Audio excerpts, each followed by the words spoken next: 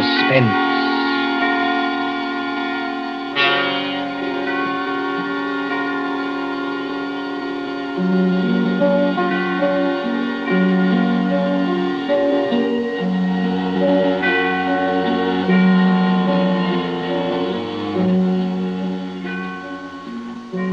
Suspense is compounded of mystery and intrigue and dangerous adventure. Stories calculated to intrigue you, to stir your nerves. Tonight, for instance, as we begin, you may want to ask yourself, how could a young lady, a bride, walk out on a balcony alone and vanish? Completely vanish. We trust that while you are wondering how and why it was done, we shall keep you in suspense. For Suspense, tonight CBS presents The Bride Vanishes by John Dixon Carr.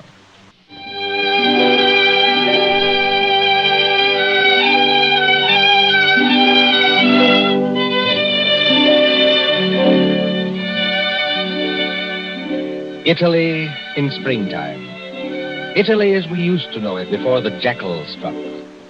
And the island of Capri, 20 miles out across the Bay of Naples. Blue water a-dazzle under the sun. Behind you the bone-white beaches, and Vesuvius dull purple in a heat haze. Ahead, as the little steamer from Naples chugs out across the bay, rises Capri. Olive trees and white roads, and vineyards above the cliffs. Would young Americans find a better place to spend their honeymoon? While the guitars sing, and the warm winds blow, and the little steamer carries them. Well, Mrs. Courtney. Well, Mr. Courtney. I can't keep it up, Lucy. I'm going to break down and ask if you're happy. Oh, I'll break down, too. I want to walk up to everybody I meet and say, "Whee," just like that. What I want to do is turn somersaults myself, all along this deck here. I want to say, I've been married to Tom Courtney for practically 2 weeks. And now we're going to have a villa at Capri for a month. Oh, Tom, I ought to be the happiest woman in the world. Only... You shivered. What's wrong? Well, ever since we got aboard this ship, people have been staring at me. I can't blame them for that, dear. No, I mean in a funny way, and muttering. Even your American friend, what's his name? Granger? Mr. Granger. When you introduced him to me at Naples, I thought his eyes were going to pop out. Be careful. He's standing over by the rail now. Oh. He lives at Capri. I like to see him wearing that white 10-gallon hat in Italy. Before Granger made money in oil wells, he was a real old-fashioned cowpuncher. And he's proud of it. Good fellow, too. He's too polite to say anything, but he keeps looking around at me, just the same as the rest of them do. Well? Well, Tom, they look scared. You know, Lucy, this isn't the time to start imagining things. I know.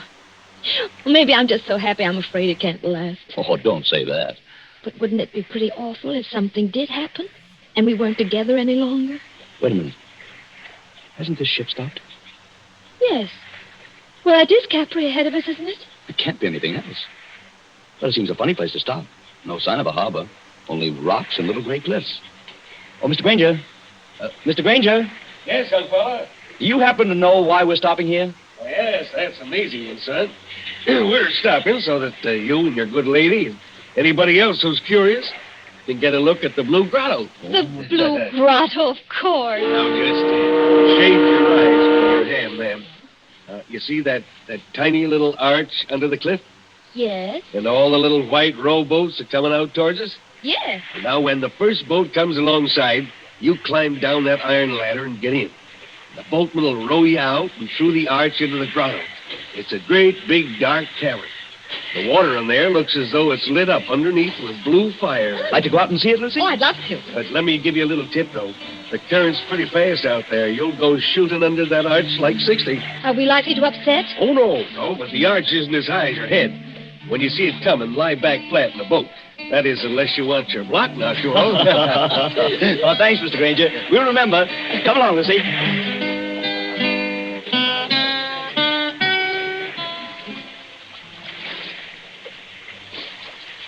Easy on the ladder, Lucy. Don't look round yet. Oh, I'm all right, darling. And just as good a swimmer as you are. I'm in the boat now.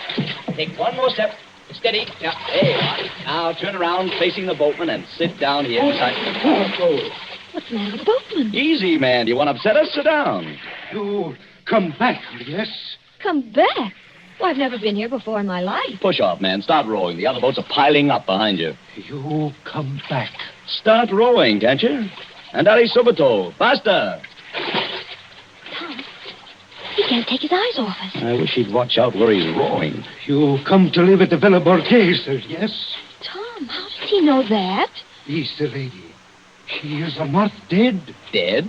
Of course she's not dead. What are you talking about? She never come to Capri before? Never.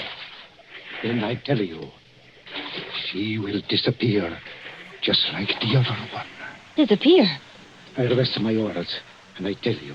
Tom, aren't we moving rather fast? Yes, that's the entrance to the grotto ahead. I tell you, there was a lady so much like you and all, coming back. Oh, it scared me. Now, look, old man, I don't want to teach you your business, but you've got your back to that grotto. Take this lady back where she come from. Do not take her to the Villa Borghese. Down, Lucy. Flat on your back. Down!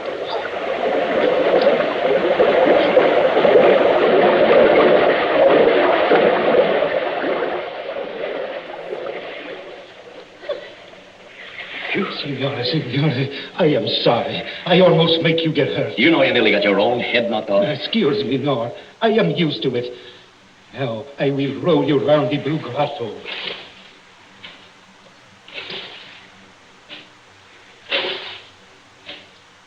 I don't think I like it much, Tom. Neither do I. Dark. Except for that blue light under the water. It's transparent. You can see the fishes swimming. Just a minute, boatman. This lady who disappeared from the Villa Borghese. 2, 3 years ago, she disappeared. You say she looked exactly like my wife? Si, signore. She was going to be married. She was trying on her wedding dress. Her mother and sisters, they were in the room with her. She walked out on a balcony over the sea. You know what I mean, on a balcony over the sea? And nobody ever heard of her again. You mean she jumped over into the sea? Oh, a young girl going to be married. Kill herself? No. And what did happen? Over the back, I do not know. But sometimes they say you can meet her ghost in here. She floats just under the water where you can see her and turn over and over. And the wedding veil is still round her face. Tom, let's get out of here. You want to go, yes? Lucy, if this fellow's stringing us along... He's not stringing us along. Then somebody ought to know what this means. If we've inherited a haunted balcony where people disappear like soap bubbles, I say it's too much. Let's get back to our ship and talk to Granger. Yes, boatman, take us back.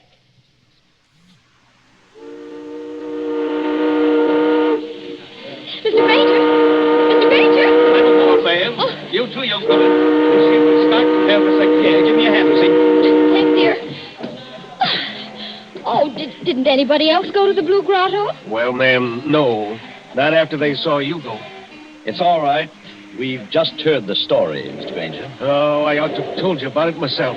All the way out here, I've been cussing myself and thinking what an ornery old badger I am for not telling you when I first met you in Naples. The girl did vanish then. By a first-rate miracle, yes. In broad daylight and within 20 feet of her mother and sisters. You don't look like a man who'd believe in miracles, Mr. Granger. Oh, I'm not, son. I'm just telling you what happened. But why is everybody so excited? Somebody must have thrown her off the balcony. Josephine Adams was all alone on a balcony 40 feet up a cliff, smooth as glass. She didn't fall. She wasn't thrown because there was no sound of a splash. And she didn't come back from the balcony because her mother and sisters were in front of the only door.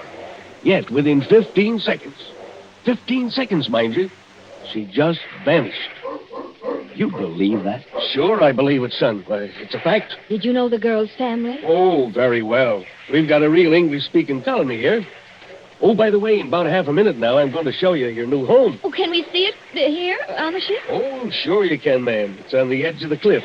Dr. Davis's house is on one side of it, and my shack's on the other. That's why I want to ask you a question. Of course. Ask anything you like. Well, I'm an old stager, ma'am, and not exactly up to the high-toned society around here, but do you trust me? Yes, I think so. Well, then, promise me something. Unless you're with somebody you do trust, keep away from that balcony. Do you honestly think there's danger? Or... I don't know, son. If I did, I wouldn't have to talk this way. Sounds like a dog barking. I thought I heard it before. It is, a big police dog. And led by a very handsome woman, if you ask me. Oh, Lord, here she is again. Who? The Countess. She lives in our colony. She looks like an American. You take your eyes off her, Tom Courtney. She is an American. Married a Count Parcheesi or something like that. Just call her Nellie. My dear Mr. Granger. Hello, Nellie. It's true. Everybody told me so, but I couldn't believe it until I saw her. She does look exactly like poor Josephine Adams. Just as small, just as dainty. Please, is everybody trying to give me the jitters? Nellie, I want you to meet some friends of mine. Oh, you don't need to introduce me. I know who they are. You're the nice young couple who've taken that villa. I'm Nellie LeCase. Oh, yes. This is my dog, Tiberius, named after the wicked Roman emperor. You know who used to live at Capri? I must confess I'm terribly fascinated by wicked things. Aren't you, Mr. Courtney? Lucy, stop digging me in the ribs. I haven't done anything. No, and you're not going to. Tiberius seems to have taken quite a fancy to you, Mrs. Courtney. Oh. I've never known him to go to a stranger before. Well, I only wish I could borrow him. He might be a charm against... No, I don't know. We'll be at the harbor in a few minutes. Then you must let me drive you up to the villa. You won't be able to get any servants, I'm afraid, because they won't stay there. But you can camp out. Look, there's the villa. We're passing it now. Where? On the cliff, where I'm pointing. Wait a minute. Well, there must be some mistake. That's not the Villa Borghese. It sure is, son. That's a palace like all the other houses there. And I rented it furnished for about $25 a month.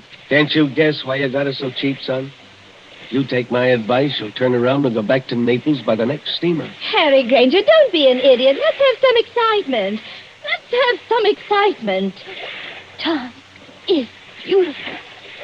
Too infernally beautiful, if you ask me. There's the balcony. It's all right by daylight, son. Marble and tapestries and whatnot. But at night, when you gotta put out the lights, you start thinking what happened there.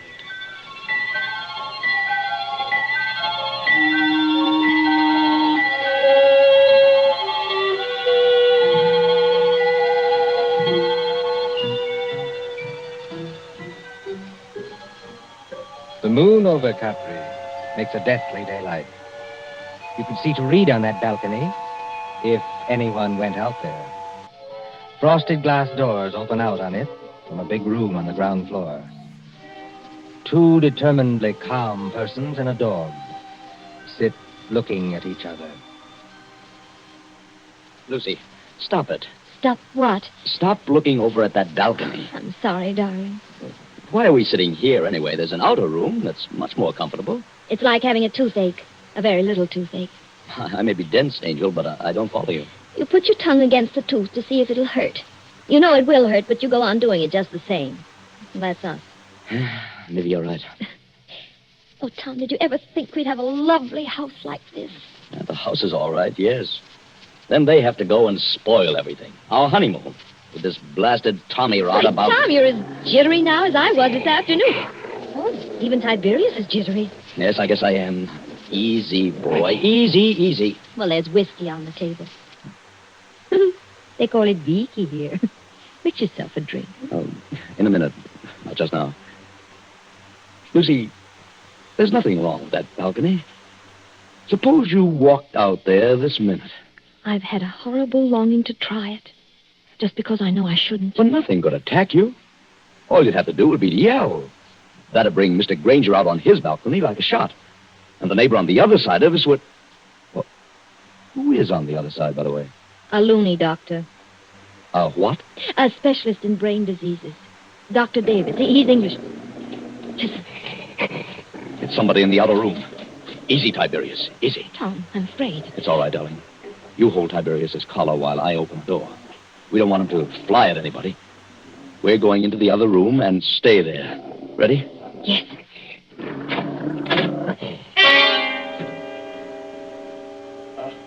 Good evening, Mr. Courtney. Good evening, Mrs. Courtney. I'm no ghost. though you appear to regard me as one. I'm merely your neighbor, Dr. Rutherford Davis. Oh, yes, of course. Mr. Granger mentioned you. I trust you will pardon this intrusion. No one answered my knock, so I ventured to come in. It's no intrusion, Dr. Davis. We're a little disorganized here, that's all. Naturally. Mr. Courtney, I wish I could say welcome to Capri, but I have a very different message. Well? If you value Mrs. Courtney's life, you'll go back to Naples immediately, sir. Not you, too. I do not say that as a ghost hunter, sir. I say it as a medical man. May I sit down? Oh, of course, please do. Oh, thank you.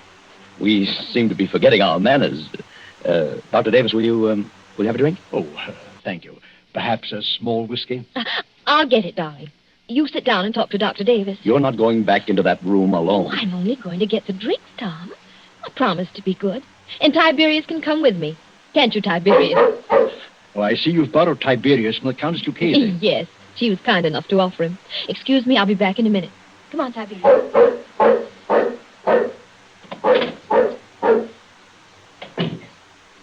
I hope this is all right, Doctor. No, sir. It is not all right. Your wife is in very great danger. But why? Because of that balcony? No. Because she looks exactly like the late Josephine Adams. I don't get it. Mr. Courtney, did you ever hear of paranoia? It's some kind of mental disease, isn't it? The paranoic begins by imagining that he or she is being persecuted by someone. First, he hears things.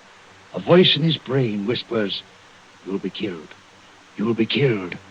You'll be killed." He hears it in the tick of a clock, in the rattle of a train, in the footsteps on the street. There are holes in the walls through which his enemy is always watching. Invisible speaking tubes bring him messages. There are pains in his joints and nightmares of attempts to poison him. His brain bursts and he kills. He kills. He kills. Well, excuse me for speaking so strongly. But how does this affect us? Mr. Courtney, will you examine this sheet of paper? What is it? The fragment of a typewritten diary. I found it on the cliffs months ago. Don't ask me who wrote it. But I know there's a criminal lunatic on this island. He imagined that poor, inoffensive Josephine Adams was his enemy. So he killed her. Killed her? How? I don't know. And what happened to the girl's body? I'm not a detective, sir. The body was carried out to sea, perhaps, or washed along the cliffs and into the Blue Grotto to be lost. But don't you understand the danger to your wife? You're not suggesting that with somebody's cracked brain, your wife is Josephine Adams, created all over again. Kill Lucy? It couldn't be done. It was done, my friend. Listen. It sounded like a dog howling. Mrs. Courtney is rather a long time in getting that whiskey. She wouldn't go near the balcony. She promised not to go out on the balcony. People do very perverse things, my friend, when they know they shouldn't. Lucy! Lucy! That seems to be Tiberius out on the balcony. I can't see anything else from here. She's gone. She's gone. She's gone.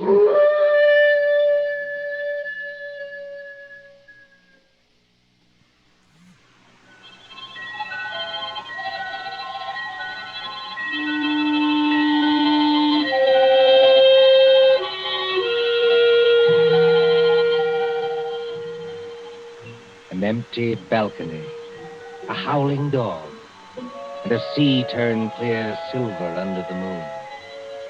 Then, after the tumult and the shouting, there are other pictures. Don't you hear the noise of that motor launch, with a half-demented young man at the wheel? 3 other familiar figures are gathered around it. Don't you recognize the brunette prettiness of Nellie Lucchese? The white 10-gallon hat of Harry Granger, and the neat, pointed beard of Dr. Davis.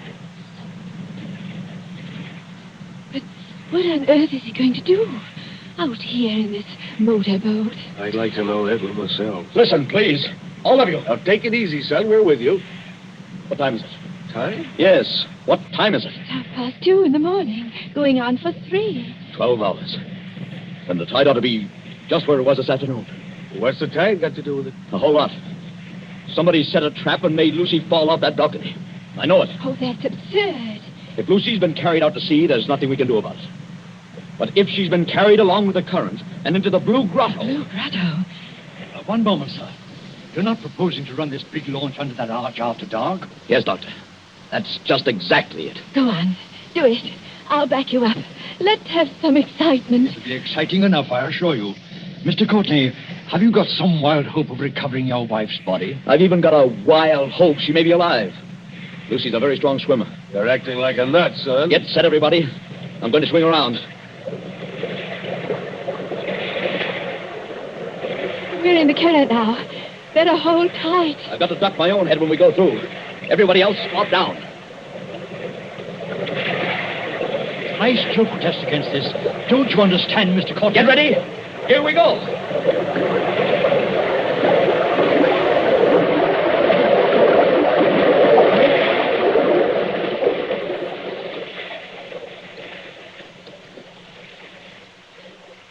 What on earth is wrong? There's no Blue Grotto. It's as black as pitch. My dear Nellie, I kept trying to tell all of you. The Blue Grotto effect is caused by the sun's rays. There never is one except when the sun is out. Just how does our friend propose to find anything in here? Listen. Something got hold of the side of the boat. I felt it move. Not the dead girl, I trust. There's a hand here. A wet hand. Lucy. She's not alive. Mr. Granger, help me lift her up over the side. Easy now. Don't tip the boat. Oh, Lucy. Lucy, are you all right? Tom. Are you all right, Lucy? Can you hear me? All right. Just exhausted. I got in here. Couldn't swim out against the current. Oh, don't try to talk. I've got to talk. I'm going to faint. Tom, who's with you? Only our friends. Who's with you? Is the murderer with you? I was just wondering the same thing. To be shut up in the dark at 3 o'clock in the morning with a criminal lunatic. Who spoke then? Now, Lucy, don't hold me so tight. Let go, dear. I'll get the boat started and have you out of here in a second. Who spoke then? Only Dr. Davis. Tom, I've got to tell you. I know how that girl, Josephine Adams, died. Almost killed me. Has anybody here got some brandy? Or a flashlight? I have a flashlight, my friend. Will you allow me, as a medical man, to examine Mrs. Courtney? You better keep back for just a second, Doctor. She's hysterical. Give me the flashlight, please. I walked into the other room. Nobody with me. All alone except Tiberius. Yes, Lucy? Somebody called my name. From the balcony, I thought. Very softly. Mrs. Courtney said. Mrs. Courtney. Did you recognize the voice? Yes. That's why I went. Hadn't you better start up this boat and get out of Now, here? don't pay any attention to them, Lucy. Nobody can hurt you now. I went out on the balcony. It was bright moonlight. Bright as day. But there was nobody there. Nobody on the balcony? No. I looked out over the sea. And then something came at me. Something flew out of the air and came at me. Just one moment before Mrs. Courtney goes on. Is anybody in this boat carrying a revolver? Not that I know of. Excuse my mentioning it, but I felt something. Metal. Like a revolver. Brush past my hand. Oh, it was only the flashlight. Excuse me, it was not a flashlight. Mr. Courtney's got the flashlight. Would you please let Lucy go on and finish? Lucy, you were on the balcony and something came at you. Yes. Like a snake. Sideways. Out of the air. It went over my head. Passed around my neck. It was a rope. With a running noose in it. A rope? That's it. A rope. It was thrown from another balcony. I'm small and light like Josephine Adams. It pulled me sideways.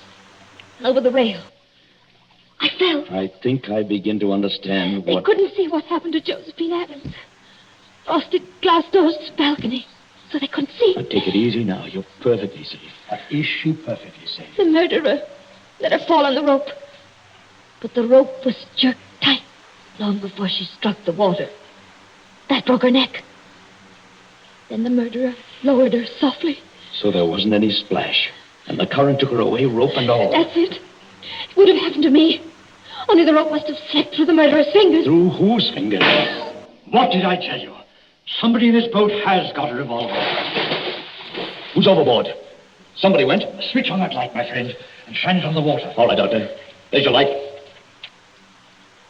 Look at it. Turning over and over. The water in the blue grotto is red now. Tom, stay close to me. Oh, it's all right, Lucy. I swear you're safe enough now. Did he shoot himself? Yes. Did who shoot himself? Who had a balcony exactly like ours on the house next door? Who began life as a cowpuncher and would have known how to use a lasso? Yes, and knew Josephine Adams well, and got it into his maniac's head that Mrs. Courtney was Josephine Adams all over again. Harry Granger. Look. There's his 10-gallon hat floating away.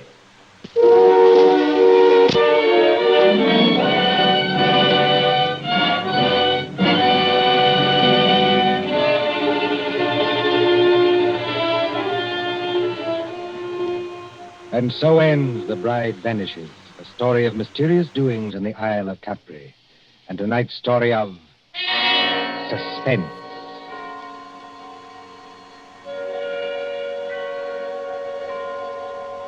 Columbia presents these tales of mystery and intrigue and dangerous adventure for your relaxation and enjoyment. Next Tuesday, there'll be another in this series. Same hour, 9:30 Eastern Wartime.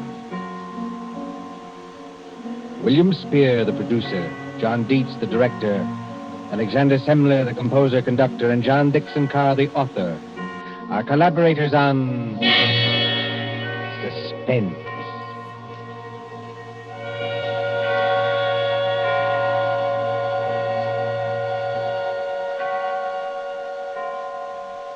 This is the Columbia Broadcasting System.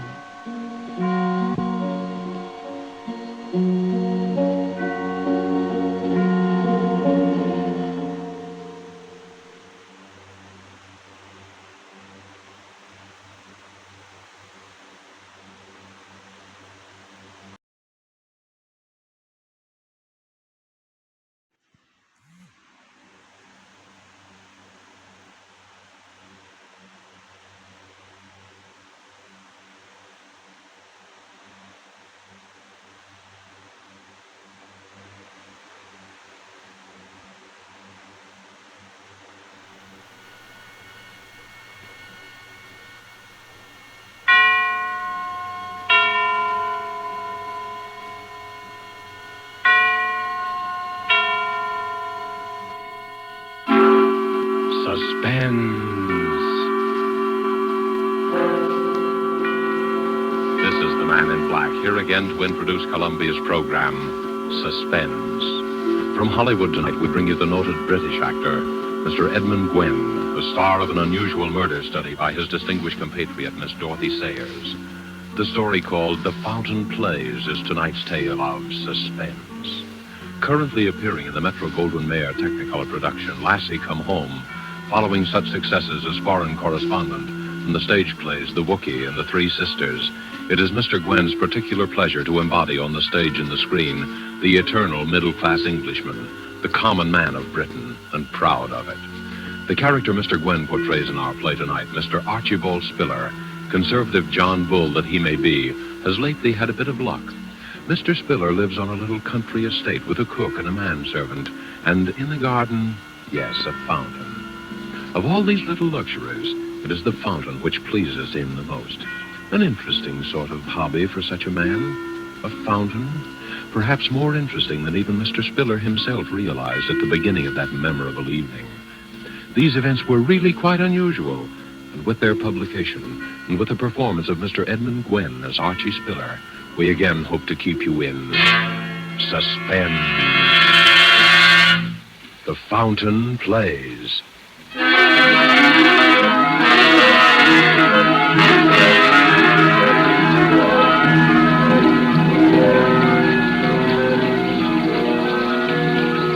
Now then, Mr. Spiller, what about it? Now, have a care with the fountain, Sam. Get wet if you stand too close. Fountain? You and your blasted fountain, wasting your money on a doodad. Oh, it's not expensive, Sam. It's very ingenious, really. Uses the same water over and over again, you see? Don't try and put me off. What about it? Well, I told you I'd talk to you about it later this evening. Later. Well, I want to talk about it now. I want a straight answer to my question. I've given you an Spiller. answer. You've given me nothing but fluff and bluster. Do I get it or don't I? That's what I want to know. And if I Now, Gooch, don't... please. My guests are arriving. I'll talk to you tonight. You'd better talk straight, too. It'll be your last chance, Miller. Hello there, everybody. You're just in time for a cocktail. Come in. Master Elwood find you here, Daddy. I hope we're not interrupting. Certainly not. You know Mr. Gooch, don't you, my dear? Of course. And this is my neighbor, Mrs. Digby, Mr. Gooch. How do you do, Mr. Goose? And Ronald Proudfoot, my daughter's fiancé. How do you do, sir? How did you? Do help yourselves, everybody. You'll find all the fixings right there on the stone settee. Betty, you play hostess, will you, dear? All right, Daddy. I'll take mine neat. I was just showing Mr. Gooch the wonders of my little fountain. Oh, Daddy, you do make such a fuss over that fountain. Oh, well, even so, I always say that there's nothing quite like a bit of ornamental water to set a place off. Sort of like the Versailles Gardens, what? Oh, it's really lovely, Mr. Spiller. And so secluded with the rhododendrons and the lilac hedge all around. Ah, you like that, eh? Oh, you know, I was thinking of cutting out some of these lilacs. Oh, I wouldn't. Well, to make a vista, so to speak. You can't even see it from the house with these bushes on all four sides. Well, now, perhaps that might add something. But if you like the lilacs, Mrs. Digby, the lilacs shall stay. Oh, Mr. Spiller. I'm no authority, I'm sure. Well, if you want an authority, I'd say it's a mess. Plaster, backstop, and all. A mess, see? A mess? Yes, a mess. Oh, maybe Mr. Gooch means the way the backstop arches up above the stray. It rather overshadows it. Oh, we'll have to have that, you know, my dear. Prevailing winds from the south. Blows the jet of water right out onto the grass. If it weren't for that backstop, I'd have a regular swamp over there. Wasteful, too. Well, I'm glad I know that. You always were a fool, Archie, squandering money on a fountain. Oh, no, indeed. It uses the same water over and over again. Like the ones in Trafalgar Square, you know. It's most ingenious, really. Why, isn't that a wonderful idea? Well, I have to be careful, of course, even so. I turn it off every night to save leakage and waste and so on. Same old Spiller. A proper miser, if ever there was one. Oh, I say now, Mr. Spiller, sir. Yeah? The dinner is served. What? Oh, thank you, Master, thank you. Well, what do you say? Everybody ready for a bit of dinner, eh? We go in then, shall we? Come on, let's go in there. I got it. You can get some... Why, Mr. Spiller, your modest little fountain. When you're past the bushes, by all at once, you can scarcely hear it at all. Yes, quite impossible to hear it from the house. Can't hear it at all.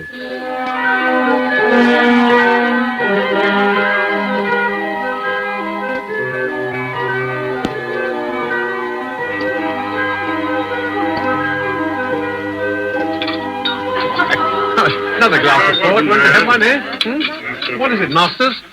Will that be all then, sir? Yes, thank you, Masters, yes. Excellent dinner. My compliments to the cook, please. Yes, sir. And coffee in the drawing room. Very good, sir. Well, shall we adjourn? Shall we what? Adjourn. Going to the drawing room, what? Quite a tough you've become, eh, Archie?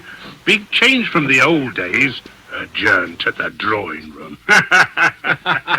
Yeah. Yes. Well, we'll all have a spot of coffee now, eh? Coffee? Is that the best you got to offer? Oh, no, by no means. Have anything you like, old man. That's better.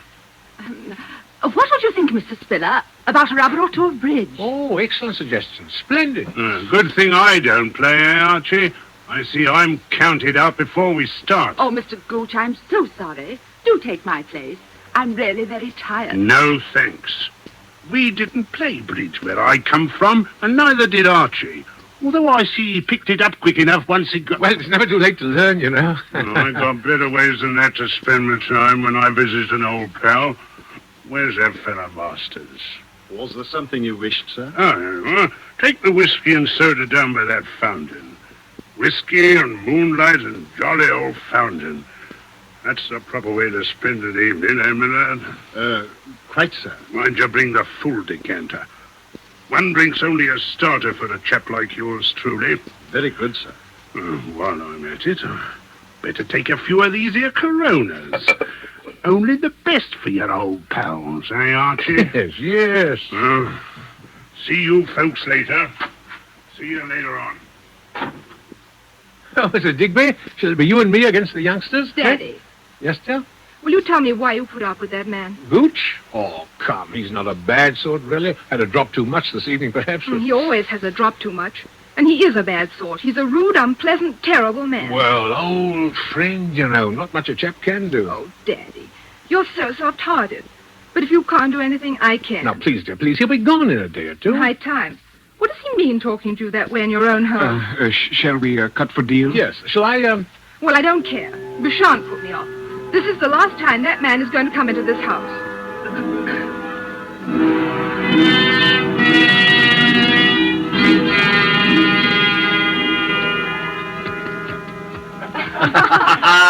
There you are. Game and rubber. I guess the old folks aren't so slow after all, eh, partner? Now, don't get Daddy all puffed up. You did have all the cards. Oh, not a bit of it. Jolly well played, sir. Play one more? Oh, I'm afraid not. I don't want to put a damper on the party, but it's 10:30. My word, so it is. Last hour or so passed in no time. Oh, that's probably Mr. Gooch. Oh, wonder where he is. I could guess. He said he was going out by the fountain. Dead to the world, that's what he is. Why, Betty. Oh, from drink, silly. Oh, of course.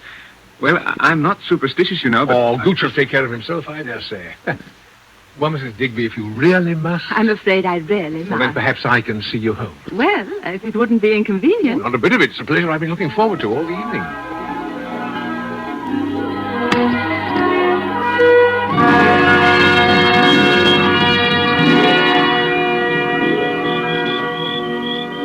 Well, here we are. Yes. It's been such a lovely evening, Mr. Spiller. Yeah, you know, I've been thinking I'm awfully lucky to have found a neighbor like you.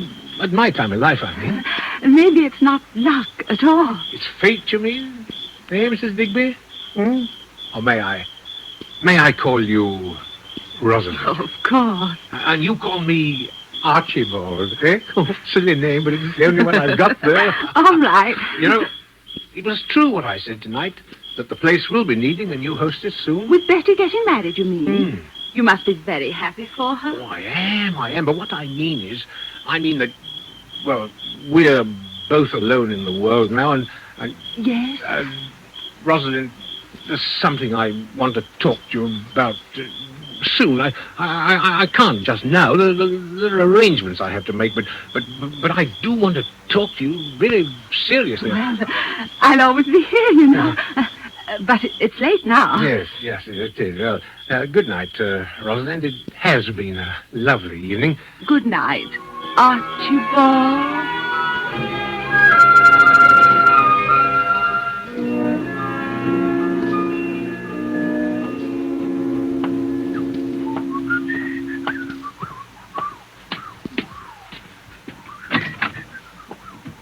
Hello, Masters. Tell me, where's everybody? Mr. Ronald left 5 or 10 minutes since, sir, and Miss Elizabeth has retired. Oh, Well, has Mr. Gooch come in yet? I couldn't say, sir. Shall I go to see? No. Never mind. You can cut along to bed now. I'll look up. Very good, sir. Oh, by the way, Masters, is the fountain turned off? Yes, sir. I turned it off myself at 10:30, seeing you were engaged. Oh, fine. Well, good night, Masters. Good night, sir.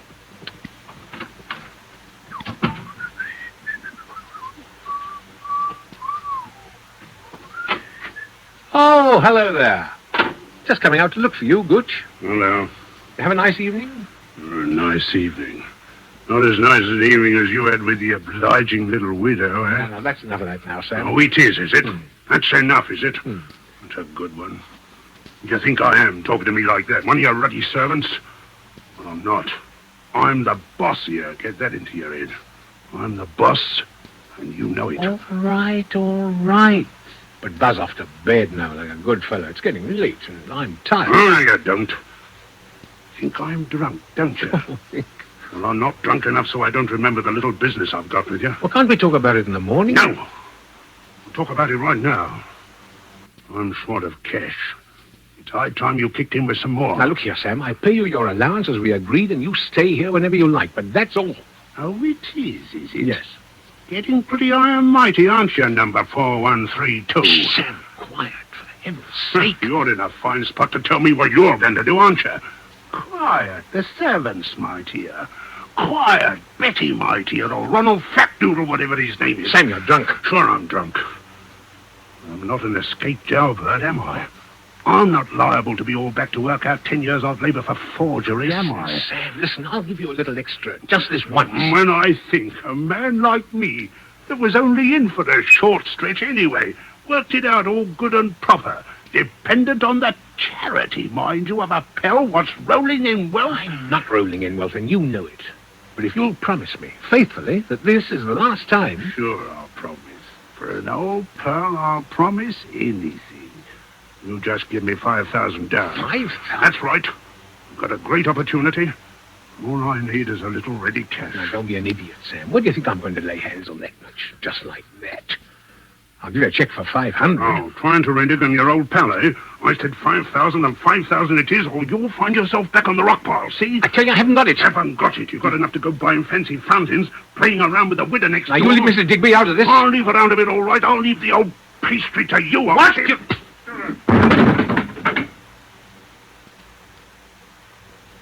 I told you that was enough of that, and I meant it.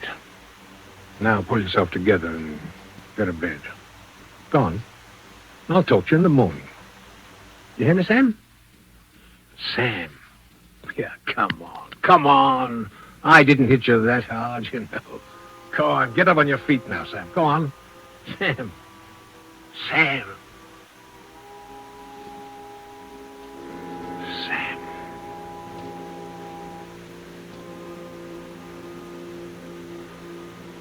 Hit his head on the corner of the table. Phew. No blood. No, there it is, just over the temple. Soft.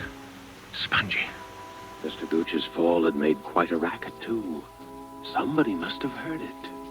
They'd be calling out in a moment. Footsteps coming down to find out what's the matter. Have to think fast. What was that? Oh, just the old clock. Nobody on this side of the house, anyway. Nobody could have heard. Steady now and face the facts. He's dead. Murdered. Oh, it didn't feel like murder, but the police won't care about that. First off, they'll take fingerprints, and then... If I can make him suspect somebody else, confuse him.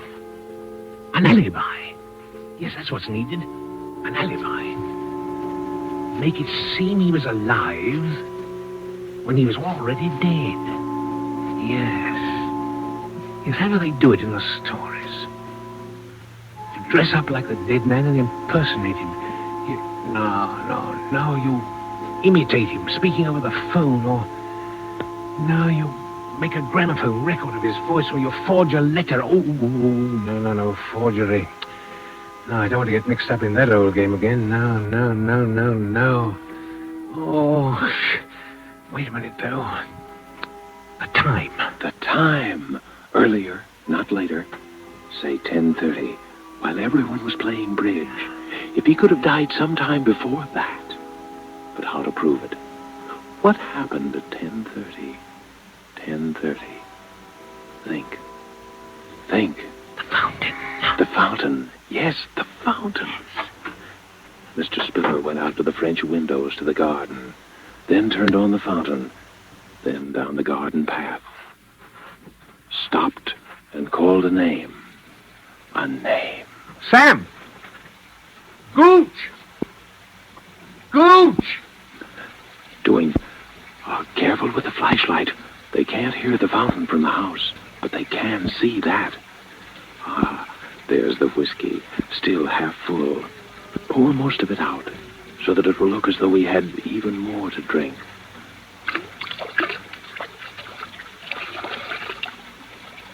Now back to the house. That'll do. Now back into the house. Looked for him and didn't find him. It was dark. The moon had gone down. But from now on, quiet. Quiet as he is lying over there. The wheelchair in the hall closet. The wheelchair used to be Mrs. Spiller's. Remember how she... No, not time to think of that now. Just left him into it. Who'd have ever thought old Sam was so heavy? Now out the other door, but quietly this time. Down the back path. Carefully. Feel like running. Feel as though every window in the house were thronged with white, staring faces, watching the manufacture of an alibi. Here we are. Now to lift him up again. There. Lay him down on the edge of it. One hand in the water. The bruise on his head right up against the stone corner of the basin. There. What's that? He's alive. Gooch is alive. After all that trouble, after committing practically the perfect crime, he's alive.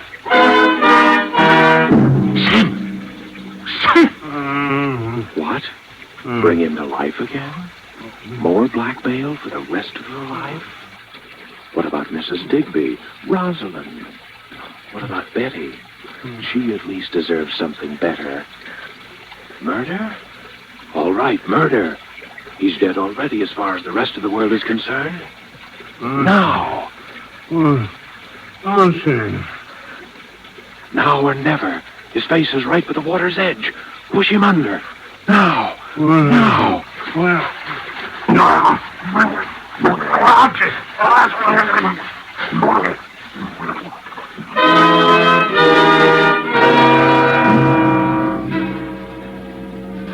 And so it's done. Remorse? Why remorse? Does the mouse feel remorse that the cat is killed? Does the prisoner feel remorse when he leaves his prison? No. No, it's done, and well done. Nothing left but the finishing touches now. Take back the wheelchair. Let the fountain run another hour, and then to bed. And when the police come in the morning, the perfect crime. Remorse? Nonsense. Congratulations would be more like it. Yes, congratulations, Mr. Spiller.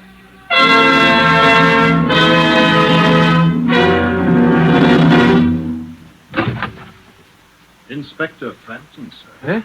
Oh, yes. Come in, Inspector. Come in. I hate to trouble you, Mr. Spiller. Regulations, you know. Of course.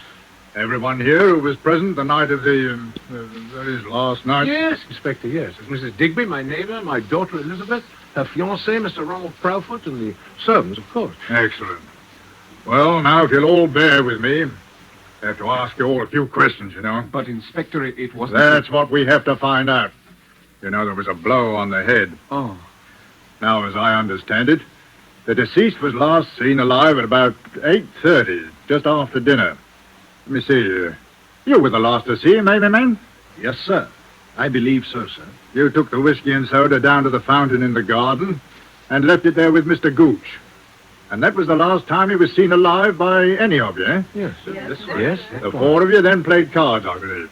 Yes. Until what time? Oh, about 10:30. And no one left the room during those 2 hours? No. And Mr. Spiller, you accompanied Mrs. Digby to her home. Yes. Is that correct, Mrs. Digby? Yes, Inspector. Now, when you returned, you were met in the hall by Masters. Yeah. Now, what time was that, Masters? About 10:45, sir. And Mr. Spiller at that time inquired after Mr. Gooch? Yes, sir. He asked if I had seen him, and as I had not, he suggested I might retire, that he himself would lock the house. And the others had all left? Yes, sir. That is to say, Mr. Ronald had left. I heard him drive off in his car, and Miss Elizabeth had retired. Then you were alone in the downstairs part of the house. Is that so, Mr. Spiller? Yes. You tell me, please, what you did then? Well, I was worried about Gooch. He'd been drinking quite a lot, and so I went to look for him. Went down to the end of the garden by the fountain. You didn't go through the lilac hedge to the fountain? No, it was dark by then. I couldn't see. I called Gooch several times. Did anyone hear Mr. Spiller call? Oh, I did, sir. I was half asleep, as you might say. But I did hear Mr. Spiller call out. And then what did you do, Mr. Spiller? I came back into the house. Sat up in the library, read for a while. About 1 o'clock, I went to bed. Now, this is very important. Who turned off the fountain? I did, sir. At what time?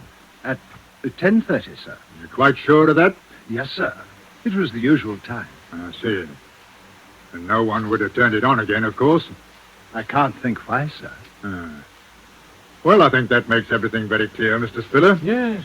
When the body was found, it was still wet from the spray of the fountain. Therefore, death must have occurred sometime before the fountain was turned off at 10:30. And as all of you here were occupied till then, from the time the deceased was last seen alive... An accident, of course. I said so from the beginning. Well, might have been either, you know. There had been a blow, and there was water in the lungs. Well, the man apparently fell due to his intoxicated condition, struck his head, falling into the water, from which he was unable to rescue himself. Well, seems the obvious conclusion, doesn't it? Poor fellow. Well, thanks, everyone. I don't think we shall have to trouble you again, Mr. Spiller. Well, I hope not. And thank you, Inspector.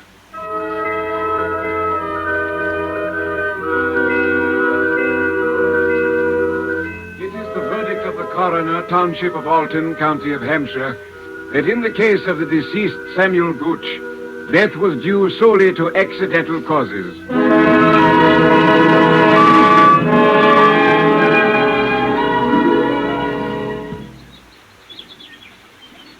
Oh, Daddy, I'm so glad. I was afraid for a while. Oh, there was nothing to be afraid of there. Poor old Gooch just lost his footing and fell, that's all. I know. I was afraid of him. Of him? I know it was silly, but he was so strange. I thought he had some sort of hold over you. Oh, nonsense. Darling, just an old friend. And I'm a sentimental old fool. You're an old dear. Oh. But I've got to run now. What, off with Ronald? Uh-huh. Daddy, are you going to be awfully lonely when I've gone? Oh, you know I'll miss you. Maybe Mrs. Digby. No, my girl. Oh, she's such a darling. She is rather nice, isn't she? In fact, I thought I might pop over to see her this afternoon, as long as you're going to be out. Daddy, I knew it. I won't keep you another second. Ask her over to dinner. Oh, perhaps I shall. You be on time, though. I will. Bye. Bye.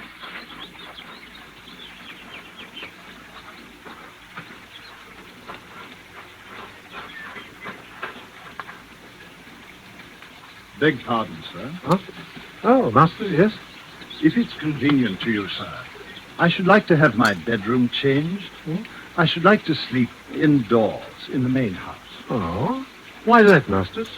I'm a very light sleeper, sir, and noises keep me awake. Noises? The weather vane, sir, above the garage. When the wind changes, it creaks. Oh, well, a little oil perhaps would suit. I hardly think that would do, sir. Because when the wind changes, there are other noises. They can be most disturbing, sir. What? Other noises? The fountain, sir. Fountain? Yes, sir. Ordinarily, I'm quite unable to hear it, any more than you can in the main house, sir. But when the wind is from the west, the plaster backstop acts quite like a sounding board in the direction of my room, sir.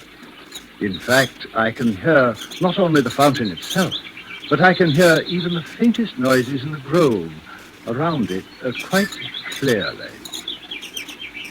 I see. Quite, sir. For instance, on the night Mr. Gooch sustained his unfortunate accident, the wind changed a little after 11. The weather vane awakened me, and then I heard the fountain.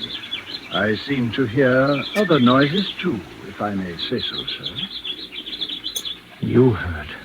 Yes, sir.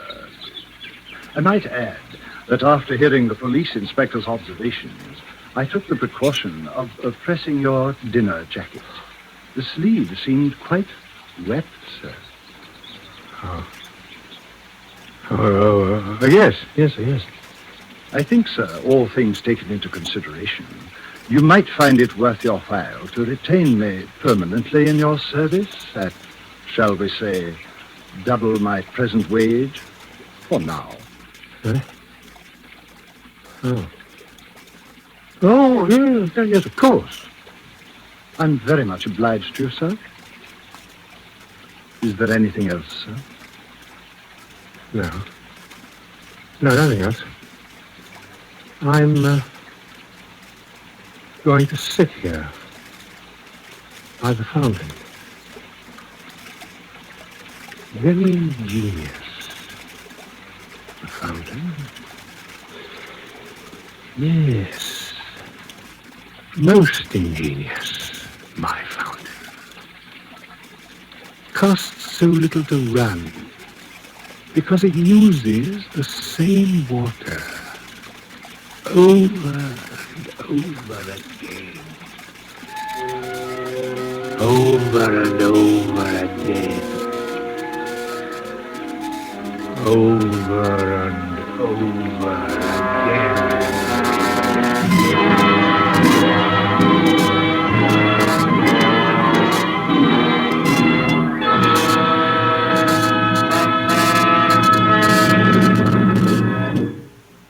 And so closes The Fountain Plays, starring Edmund Gwenn and the Dorothy Sayers story, which was tonight's tale of Suspense.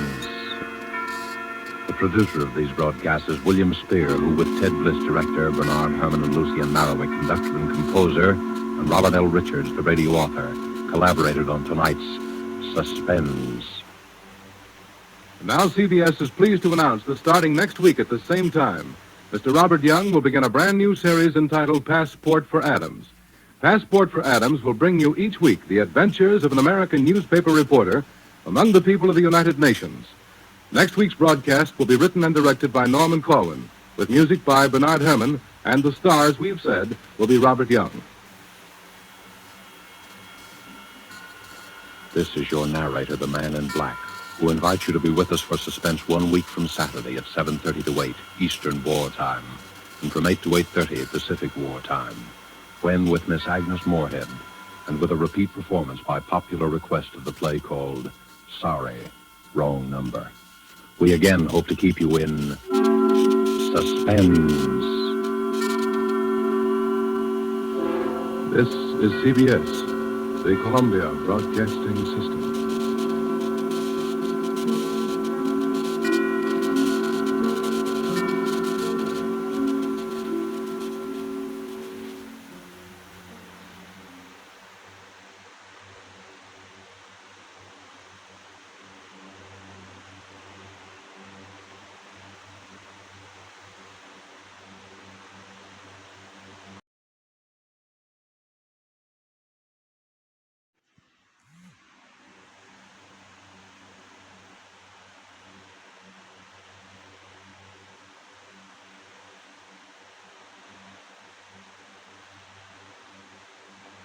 Now, Roma Wines present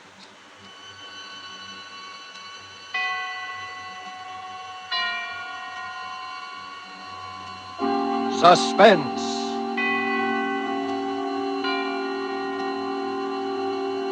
Tonight, The Brighton Strangler, starring John Loder with June Dupre. Suspense is presented for your enjoyment by Roma Wines. That's R-O-M-A, Roma Wines. Those excellent California wines that can add so much pleasantness to the way you live, to your happiness in entertaining guests, to your enjoyment of everyday meals. Yes, right now a glassful would be very pleasant, as Roma Wines bring you Suspense. This is the Man in Black, here for the Roma Wine Company of Fresno, California, who tonight from Hollywood bring you a radio play by Robert L. Richards, based on the RKO picture, The Brighton Strangler. The stars of the production are appearing with us this evening in this drama of an actor who specialized in murder and of a girl who became the unwilling heroine in a real-life play. And so, with The Brighton Strangler, and with the performances of John Loder and June Dupre, we again hope to keep you in suspense.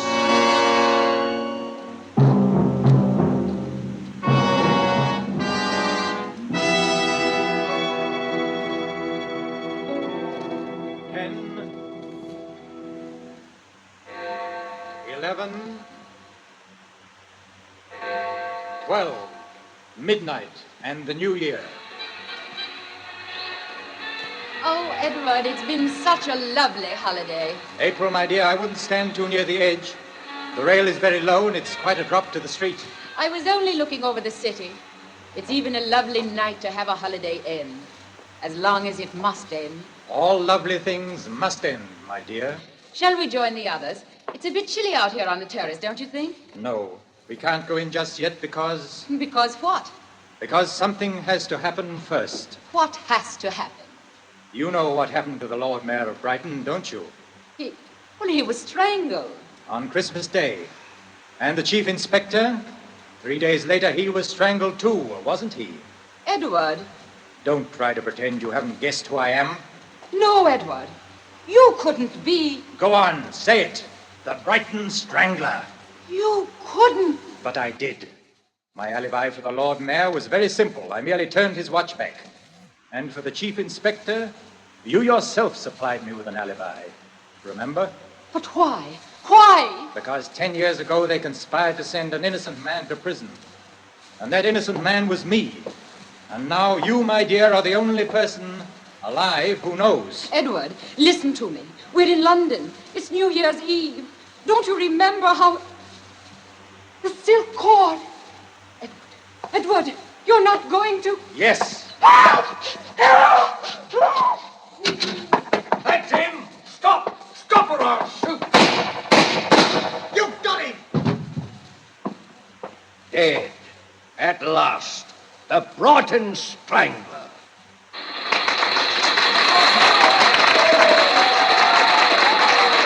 Thank you very much. Thank you. Thank you. Good night.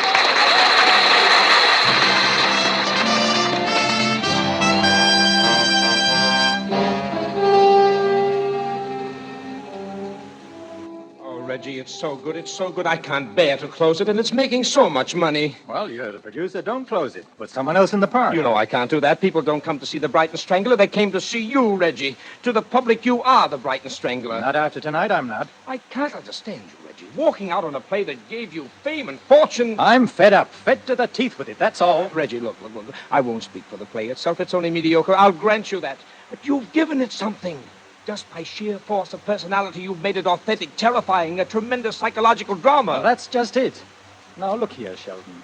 Has it ever occurred to you that a man might feel if he strangled one more person, he'd go stark raving mad?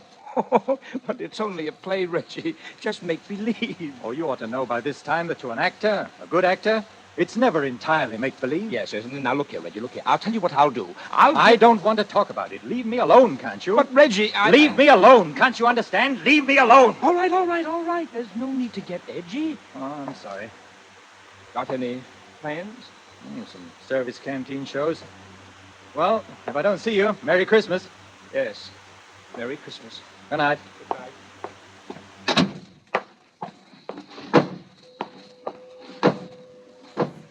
Air raid. Shelton! Gone. Everyone's gone. No time to make the shelter now. Best stay here, I suppose. Getting close. Too close. This is it!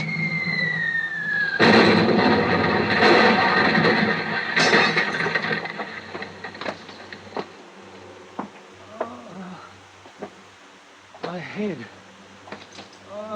It hurts. Hurts. Got to get out of here. Somehow. But where? Where? Here comes one of the chaps now. Are you all right, sir? Oh, you got a nasty gash on your head, haven't you? All right, why... Yes, I'm all right. Oh, here. Don't forget your suitcase, sir. Suitcase? Yes. Where you going? Victoria Station? Huh? Yes. Victoria Station.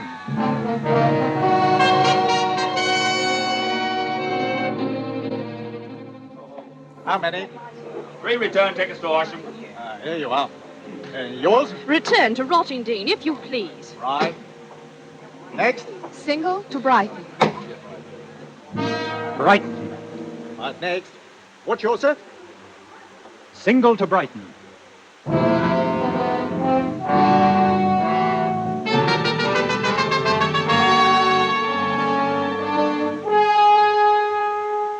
Tonight for Suspense, Roma Wines are bringing you as stars Mr. John Loder and Miss June Dupre in The Brighton Strangler, tonight's tale of suspense.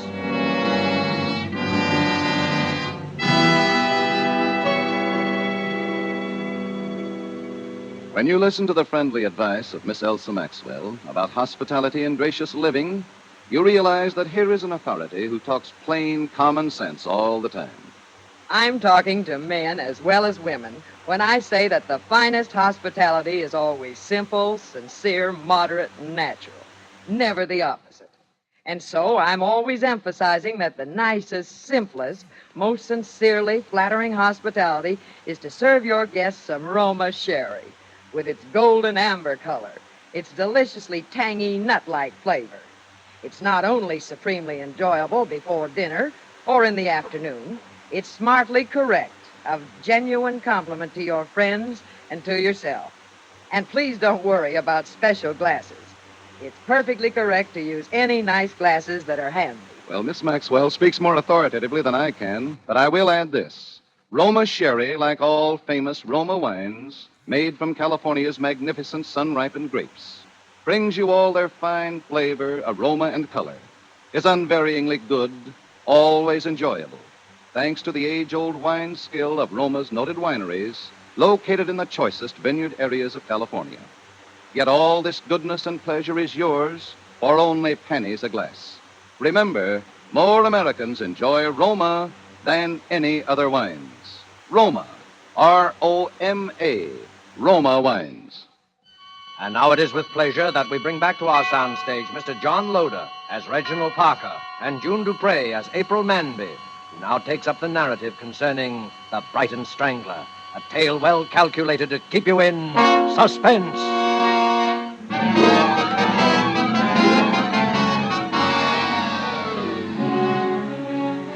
Somehow, from that very first moment, I was drawn to him. He was handsome and attractive, yes, but it wasn't that. He seemed so lonely, so much in need of help. And then on the train, when I saw that he'd really been hurt, I just threw a convention to the winds and took charge of him. You've been very kind. Well, someone had to put a bit of sticking plaster on that head of yours. Are you sure you're all right now? Oh, quite, thank you. It must have been terrible. I heard about the theater. The theater? Yes, of course, I recognized you the minute you stepped into the compartment. What? You are Reginald Parker, the actor, aren't you? I've seen your picture on the billboards dozens of times. Reginald Parker. And I've been dying to tell you. My name is April. April? Mm-hmm, that's the name of the girl in your play, isn't it? And I'm from Brighton. April from Brighton. Only, of course, my last name is Manby. That's where I'm going to, Brighton. Isn't that nice? We do have a lot in common, don't we? Yes, a great deal, I think. Oh, we're going to have such wonderful times in Brighton over the holidays. You know, I was wondering if you wouldn't think it forward of me. What? Well, my family is having a party at our house on Christmas Day. Lord Mayor and a lot of people are going to be there. And The Lord Mayor? yes, and if you'd like to come, I mean, well, I'm really not a celebrity, Hound, you know. But if you'd really like to come... Why, I'd be delighted. Oh, Mr. Parker, that would be wonderful. April, why don't you call me Edward? Edward? Oh, you mean Reginald Parker's only your stage name. Yes, yes, a stage name. Isn't that odd? I always knew actors had stage names, but I always thought yours was real. But I think I'd rather call you Reginald. Or at least introduce you to my family that way. It's so sort of confusing, two names. Well, what's in a name? Yes, after all, what is? Reginald, what's that little silk cord you keep twisting in your hands? Oh, this? Yes. I use this to strangle people. What? Oh, you mean in the play? Yes, in the play. Would you always carry it about with you? Always. Why? Oh, I don't know. For luck, I suppose. I've heard of actors having superstitions like that. Do you have many friends in Brighton? Friends? Acquaintances. I haven't been back for 10 years. They'll scarcely remember you, will they? The ones who are important will remember me. They will remember me very well.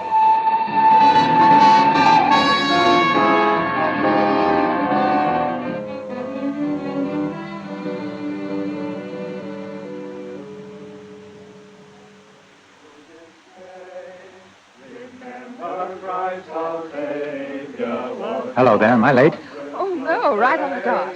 Just 5:30 now. Here, let me take your coat. Thanks. Now come along and meet everyone. I'm so anxious for you to meet my parents. told so much about you. I didn't realize you knew so much about me. You know what I mean. Mother, Mother, I want you to meet Mr. Reginald Parker. Well, how do you do, Mr. Parker? How do you do? Mrs. Shackleton. How do you do? Mr. Shackleton. How are you? My father, Dr. Manby. How do you do, And Chief Inspector Allison. How do you do? Well, everyone's here now but the Lord Mayor. I wonder what can be keeping him here. Well, it's barely 5:30 now. It's a bit of a walk from his place. I expect it'll be long, Director. Well, Mr. Parker, it's a pleasure to meet you in the flesh, so to speak, sir. I have an impression that we have met in the flesh before, Inspector. Well, not that I recall, sir, and I'm sure that I would. I would have thought so too, Inspector. If only because of our mutual adventures in villainy. Eh? Oh, I see what you mean. Well, sir, I'm a practical criminologist, or supposed to be. And I must confess that I find most of these plays and films and so on about crime rather preposterous. Why? Why, in this day and age, a man can't go about killing people without being caught. Once in a while, perhaps, but when you get these stories of chaps with 2 or 3 and a whole string of victims, oh, no, never. But, Inspector, they always are caught in the end, if only to prove to the kiddies that crime doesn't pay. But supposing it were the perfect crime. Oh, boss, there's no such thing. Really? Oh, you interested in criminology, Mr. Parker? We ought to get together some evening while you're here. Perhaps I can give you a few experiences of my own that would amuse you. I should be delighted, Inspector. In fact, I shall make a point of it. Good. Excuse me a moment. Hello? Yes? Yes, I'll call you. It's for you, Daddy. Oh, thank you, my friend. Yes? Yes, this is Dr. Manby speaking. What? Good Lord. Yes. Very well, I'll tell him, and I'll come over at once. What is it? What's wrong? Terrible thing has just happened. We'll need you on this, I'm afraid, Inspector. What's happened? The Lord Mayor has been murdered. Can't understand it. Why, he didn't have an enemy in the world. When did it happen? He left his house at 5:15 to come over here. He was apparently attacked by someone who'd been lurking in the shrubbery of his own grounds. He was killed at 5:30. His watch had been smashed during the struggle, and that's when it stopped. And how was he killed, Doctor? He was strangled.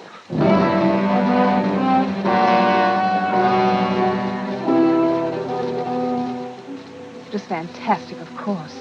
But there it was, that terrible coincidence. The strangling in Brighton. I must confess that my main concern was for Reggie. The way everyone glanced at him, the polite, standoffish way they talked to him, was enough to show they felt that somehow he was responsible for the dreadful thing that had happened. As for myself, I felt almost as badly as he did, and thought I'd never known anyone quite so brave. For it was clear he wanted to get away, and he was quite free to go, and yet he stayed on in Brighton, as though compelled to. Perhaps by a strange feeling that he mustn't run off until the mystery had been solved. He even made a little joke about it that night that I drove him to the concert. Well, this is one way of facing the music. Reggie, you mustn't say that. Oh, I'm sorry. I hope you didn't mind too much driving me down. Of course I didn't. I know you must think I'm a low dog for picking the one night when you wouldn't come along. But it's their only program of Rimsky-Korsakov, and I couldn't bear to miss it. I'll come another time, if you want me to. I want you to very much. Reggie, did you ever think that a play might have an effect on people who saw it? How? That someone might see it and want to do the same thing? Oh. Reggie, I think that's what happened. I think that someone saw your play and is trying to do the same thing in real life. Some poor creature with a twisted mind. A twisted mind. Please don't think I'm blaming you. But a play like that should never have been written. Should never have been allowed. Perhaps it was just fated to be that way. The only thing I can think of to explain the things that have happened. Does it make a great deal of difference to you? Difference? In the way you feel about me? Oh, Reggie, no. I'm glad of that, because I think quite soon now, perhaps after tonight, I shall have something very important to tell you, April. Oh. Well, here we are. Well, thanks for bringing me, and you will pick me up. At 11:30 sharp.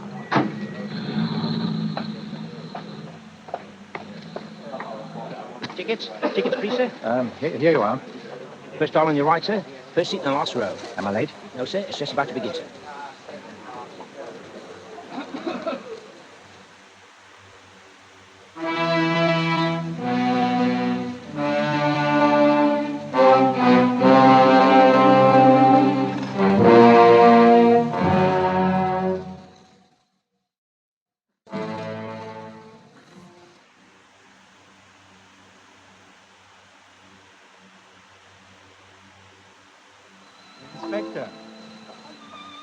there, Parker. Come in. Thank you. I was just listening to a little music on my telephone. Do you know it? Scheherazade? Yes, it's just 42 minutes long. Oh, is it? I never timed it. Make yourself comfortable by the fire. I was rather hoping you'd pick this evening to drop in. I'm all alone. I remember you said you'd be. You have quite a music library, Inspector. Yes. And I see you collect other things as well. Oh, my private chamber of horrors. Interested? Very much. Of course, you did want to talk about crime, didn't you? Well, each of these things, rather gruesome, most of them to you, I expect, is like a trophy to me. I take this butcher knife. You can imagine what that was used for, I suppose. His wife? That's it. Carved her up and put her in a trunk and checked her at Brighton Station. We didn't find her for 3 months. Never did find her head. We got the chap, though. Now, here's something you don't see very often. A hangman's noose. Yes, the fellow who wore that collar last got me my biggest promotion. It must be a great moment of satisfaction when the bolt is pulled, the rope tightens, and you know your murder is done for. Yes, it is, for a fact. But there's one trophy I intend to have here that'll make me prouder than all the rest. Just a little thing it is, too. Just a bit of cord. You mean the cord that was used to strangle the Lord Mayor? Right you are, and I'll get it. Many years ago, 10 years to be exact, before the Lord Mayor was the Lord Mayor, he was a barrister defending a client in a court of law. And let us suppose that instead of defending his client, he betrayed him to the prosecution, and the man went to prison. And let us suppose that the man returned one day, after all those years in prison, to take revenge.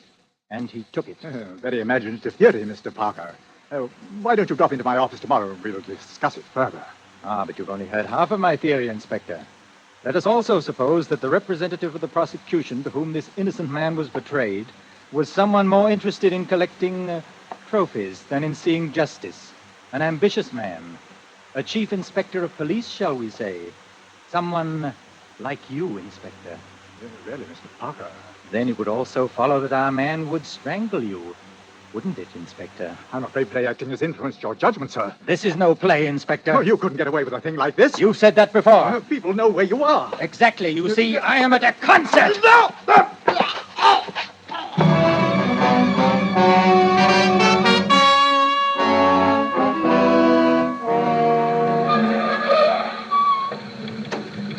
Oh, there you are. Been waiting long? No, it's just over. Did you enjoy it? I don't think I've ever enjoyed a concert quite so much in all my life. Really? Do you have a wireless in your car? Yes, there it is, right in front of you. Oh, yes, of course. I thought we might hear a bit of news. Mm-hmm. Under intense anti-aircraft fire, the raiders were driven off. However, with only a minimum of damage to non-military objectives. I have just been handed a dispatch from Brighton. The Brighton Strangler has struck again. At approximately 11 o'clock tonight, Chief Inspector Allison of the Brighton Police Force was found dead in his flat. Reggie. He had apparently been murdered in the same manner as the Lord Mayor of Brighton, only 3 days before, by strangling. Again, there were no clues to the killer. Reggie. It's fortunate, my dear, that you and others know I was at the concert this evening. Fortunate? Because otherwise it might seem almost one coincidence too many.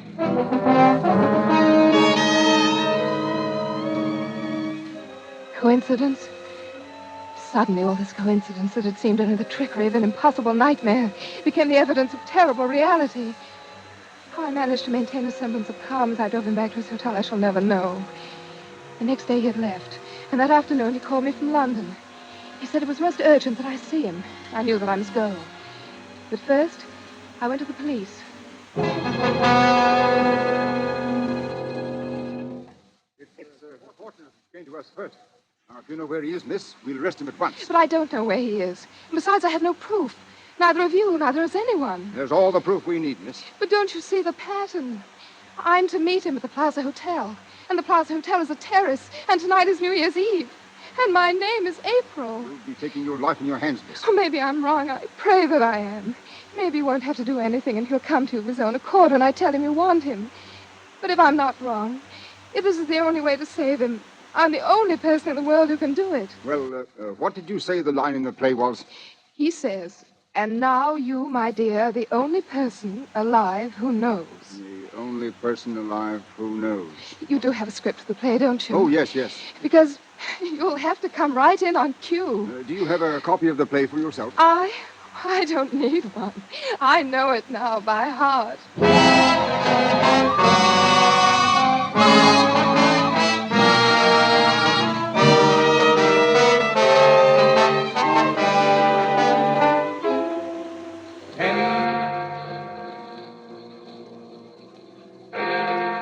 11,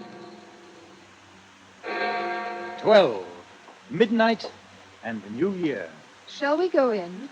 It's a bit chilly out here, don't you think? No, we can't go in just yet because... Because what? Because something has to happen first. What has to happen? You know what happened to the Lord Mayor of Brighton, don't you? And the Chief Inspector, he was strangled too, wasn't he? Reggie. Don't try to pretend you haven't guessed who I am. Reggie, this is where the lines are different from the play. I've known who you are. Go on, say it. The Brighton Strangler. And now you have a silk cord in your hands and you want to strangle me. But you mustn't. Oh, listen to me, Reggie. You've been sick. Don't you understand? You've been sick and you've got to get well. And now you, my dear, are the only person alive who knows. Reggie, no. Yes. All of you. Let go of her, all right. But keep him covered all the same. Thank you. Thank you very much. Thank you. He's backing up to the railing. He'll fall. Stop him, someone. Thank you. Thank you very much. Thank you, everybody. Good night.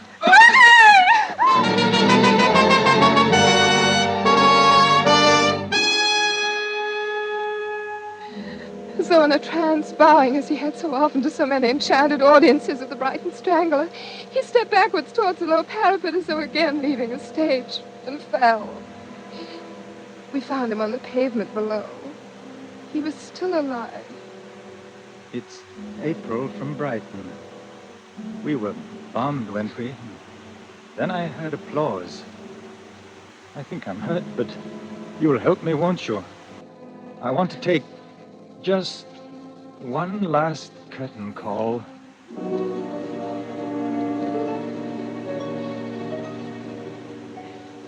He died there, in my arms.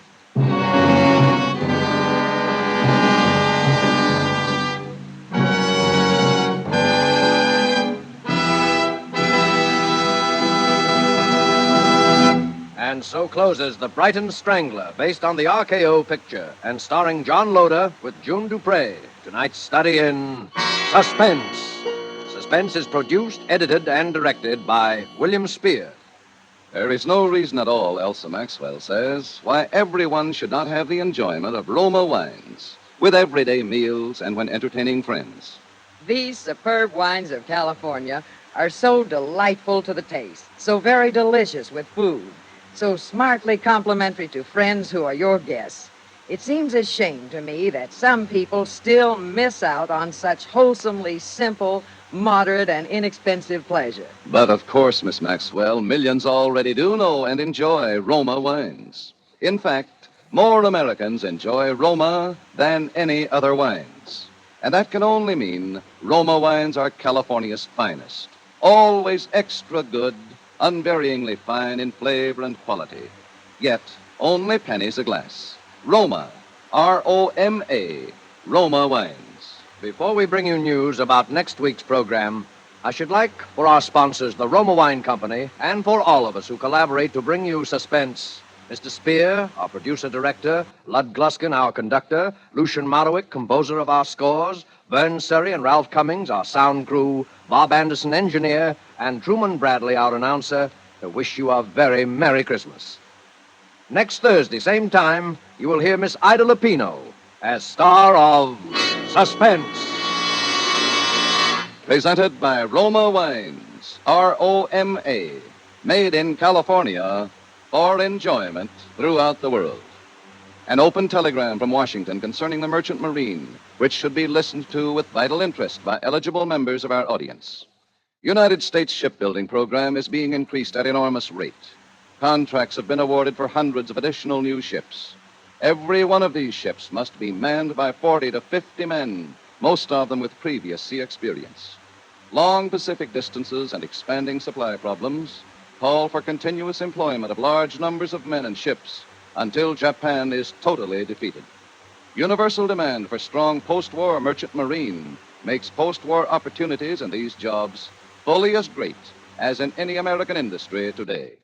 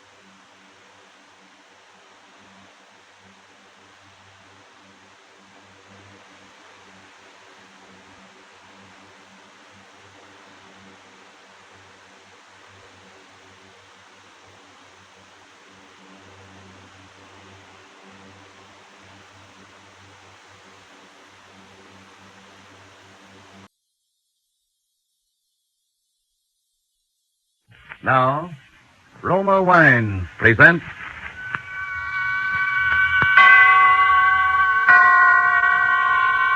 Suspense. Tonight, The Man Who Couldn't Lose, starring Gene Kelly. Suspense is presented for your enjoyment by Roma Wines. That's R-O-M-A, Roma Wines. Those excellent California wines that can add so much pleasantness to the way you live, to your happiness in entertaining guests, to your enjoyment of everyday meals. Yes, right now, a glassful would be very pleasant as Roma Wines bring you Suspense. This is The Man in Black. Tonight from Hollywood, we bring you as star Mr. Gene Kelly in a suspense play by Emil C. Tepperman called The Man Who Couldn't Lose. It is a tale of dawn till midnight in a man's life, a tale of murder and money and luck. Such luck as pursues a man once in 100 years. But first, here is a message from your host, the Roma Wine Company of Fresno, California. Roma Wines, made in California, are of such uniformly superb quality that they are imported by many foreign countries as the choice of true connoisseurs of fine wines. Millions of Americans also enjoy the excellence of Roma wines daily, with meals and when entertaining. In fact, more Americans enjoy Roma than any other wine. They know that Roma wines are truly inexpensive for wines of such distinguished character. They know Roma wines are of unvarying superb taste and quality, the result of age-old winemaking skill combined with modern knowledge. All this for only pennies a glass. So, for maximum mealtime enjoyment or when entertaining, serve Roma wines, a cool glass of appetizing Roma California sherry before dinner, a cool bottle of rich Roma California Burgundy on the table with the meal. You'll appreciate the enthusiastic comments of the family and guests. You'll be pleasantly surprised at how much added zest Roma wine brings to your table. Tomorrow, ask your dealer for R-O-M-A, Roma wine. If he is temporarily out of Roma, please try again soon. Remember, more Americans enjoy Roma than any other wine. And now with The Man Who Couldn't Lose, and with the performance of Gene Kelly as Leonard Snell, the lucky New Yorker, we again hope to keep you in suspense.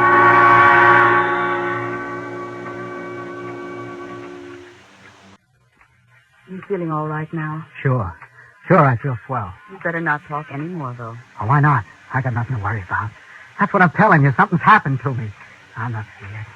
Just like old man Mosley said, it doesn't happen often, but when it does, well, it's happened to me. Something's happened to me that doesn't happen once in 100 years. And it all happened in one day. Yeah. It began this morning.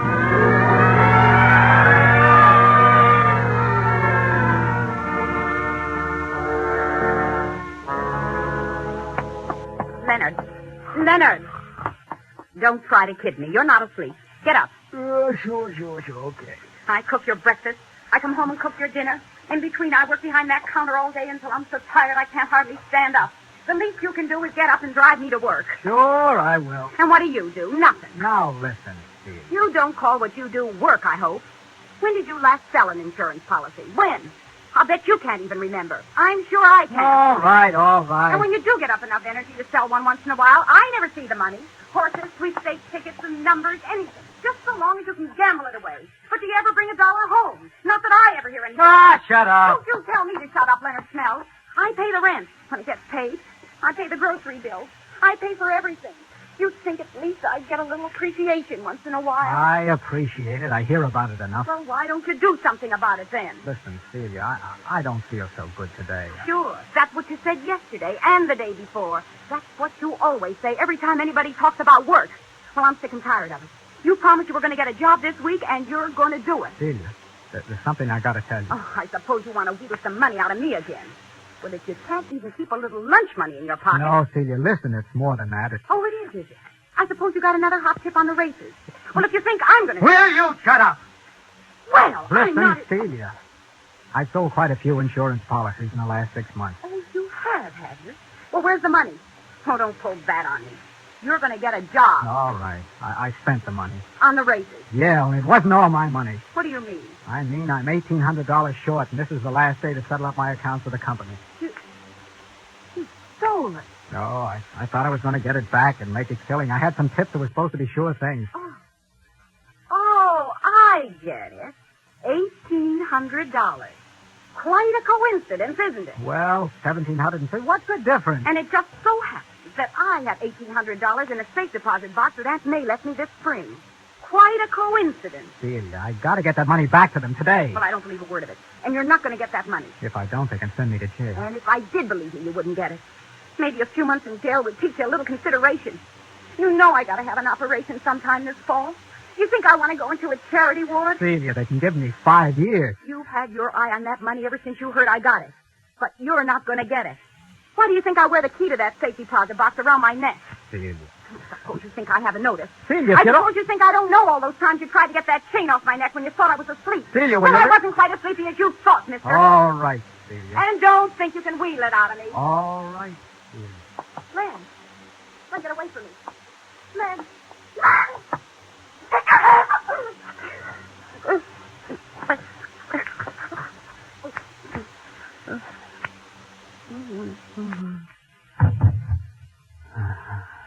I knew I'd have to do that to you someday.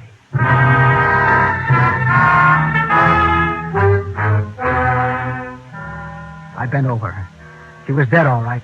The key was on that little chain around her neck, just like it had always been. I yanked on the chain, and it snapped, and the key came away in my hand. I shaved and got dressed, and then I went through a purse. It was $9 and some change and the usual junk, and that Irish sweepstake ticket made out in the name of I'm a Winner. I put the money in my pocket and the ticket in my wallet. I was all set to go now, except for writing the letter. All of a sudden, I realized that what I was doing didn't seem strange to me at all. It was like one of those dreams where you think it's all happened before sometime. I wrote, "To the police, I've killed my wife in a fit of anger. I can't go on living anymore after doing a thing like that to Celia. I'm short in my accounts, too, so there's only one thing for me to do. Don't bother looking for me. By the time you get this letter, you can find me in the city morgue. Yours truly, Leonard Snell."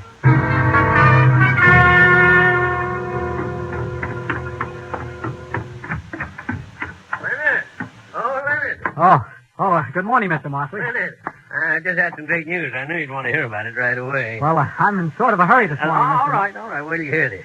You know that picric acid dye formula I've been working on? Yeah. The government's just bought an option on it. They're going to try it out under factory conditions. When they do, well, my boy, it'll be worth $1 million. Well, what do you know?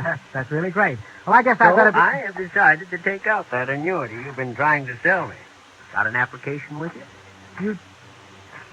Oh, yeah, sure. Come on inside. Oh, hello there, Leonard. Good morning. Why, my land, you look as though you've just seen a ghost or something. Just sold a policy. You don't sell them like that every day, do you, my boy? What's that first premium? About $3,400, isn't it? Yeah. Well, there's a nice commission in that, wasn't it? About $1,800, isn't it? Yeah?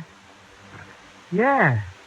18. Well, Leonard certainly deserves it. Oh, yeah. He works very hard. I see him coming home every evening with that briefcase and all those papers under his arm. Most of those papers are the racing forms, aren't they, Leonard? Well, Well, sit down, my boy. Watch out for those bottles, picric acid. You know, I've been watching you, Leonard. You've had a hard time, but you're a gambler. You believe a lot in luck. Well, now, I've got a theory about luck. Yeah. Now, when were you born? Huh? March 1st, 1878. Yes, sir, luck is something that can come in big doses sometimes, almost as though fate had planned it out ahead of time. Uh-huh. Who's the beneficiary? Oh, my wife, of course. There's a perfectly good mathematical explanation for it. Of course, a number of unrelated events converge, and they all add up to the good fortune of a single man. Happens once in a century, perhaps, but it does happen. Uh-huh. You can make the check out. Of course. Why don't I make it out to you personally? Then I can collect that 3 months' rent you owe me, huh? Well, sure. That'll be $3,255. Oh, fine. I'll make it right out. You know, Leonard, I was saying to Sam just this morning, I'm almost as glad for your sake as for I. My, won't Celia be surprised? Huh? I said, won't Celia be surprised? Yeah. Hey, where is Celia? She usually used to work long before this. And I always hear her. Well, Oh, Leonard, don't tell me there's anything wrong. I know she hasn't been feeling well lately. No. She got a little headache, you know. Oh, poor thing. Why didn't you tell me? I'll go right upstairs Oh, and fix her some... no, you better not. She told me she wanted to sleep. She's asleep now. Oh, well, then I won't bother her. Well, my boy, here's your check. Thanks. Now, don't play that on the races. Don't worry. But you keep playing your luck just the same. Well, luck is a funny thing. You had a lucky start today. Maybe your luck has changed. Yeah. Yeah, maybe it has.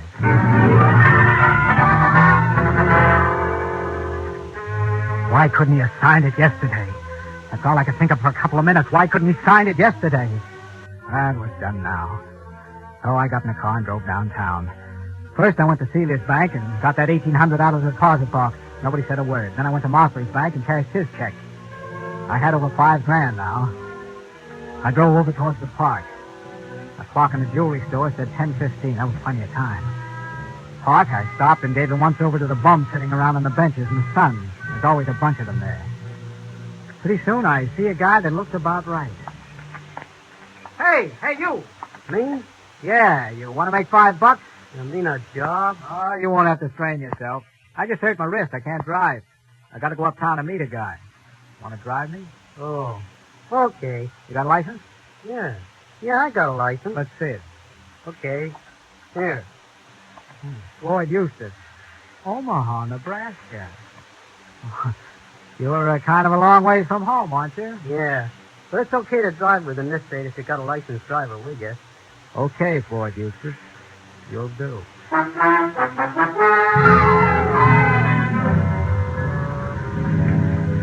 We get in the car and head uptown. My luck is holding all right. This guy couldn't have been better if I'd looked a week. I see another clock, and it's only a little past 10:30 now. I still got lots of time, so I decide to clean up the details now. How am I doing? Okay, but turn right at the next block, Floyd. I want to go by the 43rd Street post office and mail a letter. Sure. You could mail it in a letterbox, though. Yeah, but, I don't want to mail it in a letterbox. Oh, okay. I go into the post office and get a stamp and mail a letter. The letter I tell about killing Sheila, and it's just addressed to the police commissioner, 21 Center Street. Somehow I just don't trust the letterbox because if the police don't get that letter right on time and start looking, it's not so good. I go out and get in the car and tell Floyd Eustace where to go. We head uptown, and after a while we get to Fort Tryon Park, right up above Riverside Drive, looking over the river. There's hardly ever anybody up there at this time of year, so I feel pretty safe. Sure enough, there wasn't. I got the monkey wrench out, and I had it in my hand. This right? Yeah. Just pull over there up against the rail.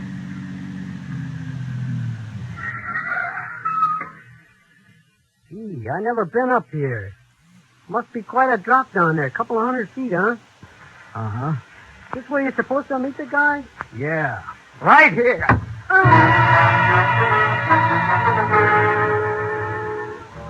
I dragged him into the back seat and took off all his clothes, and then all mine. I changed clothes with him right down to the underwear and socks. I put all my papers in his pocket. My license, old man Mosley's application, my wallet, the works. Then I dragged him up front again behind the wheel. Then there was something else I had to do that I didn't like much either, but I couldn't take any chances. I held his head back against the seat and raised the monkey wrench again. I hit him in the face. I hit him a lot.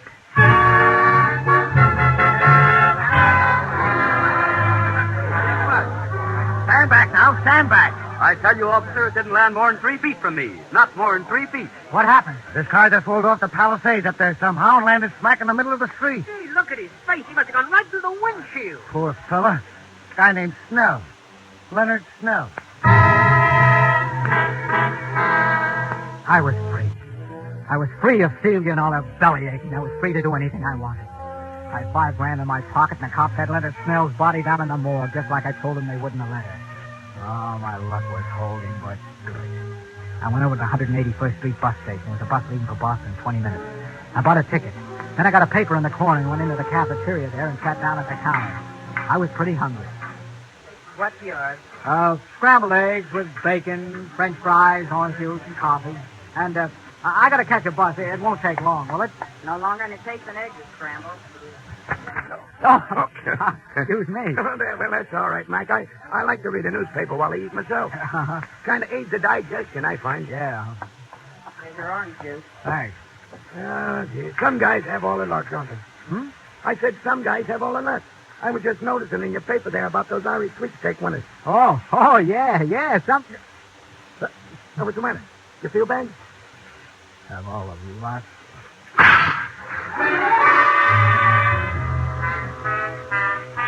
When I came to, somebody was swabbing my head with water. I paid my check and got out of there somehow and looked at the paper again. That's what it said, all right. I'm a winner, draws favorite in Irish sweeps. My ticket. And I went on to say how it was worth at least $40,000 and maybe $150,000 if the horse won.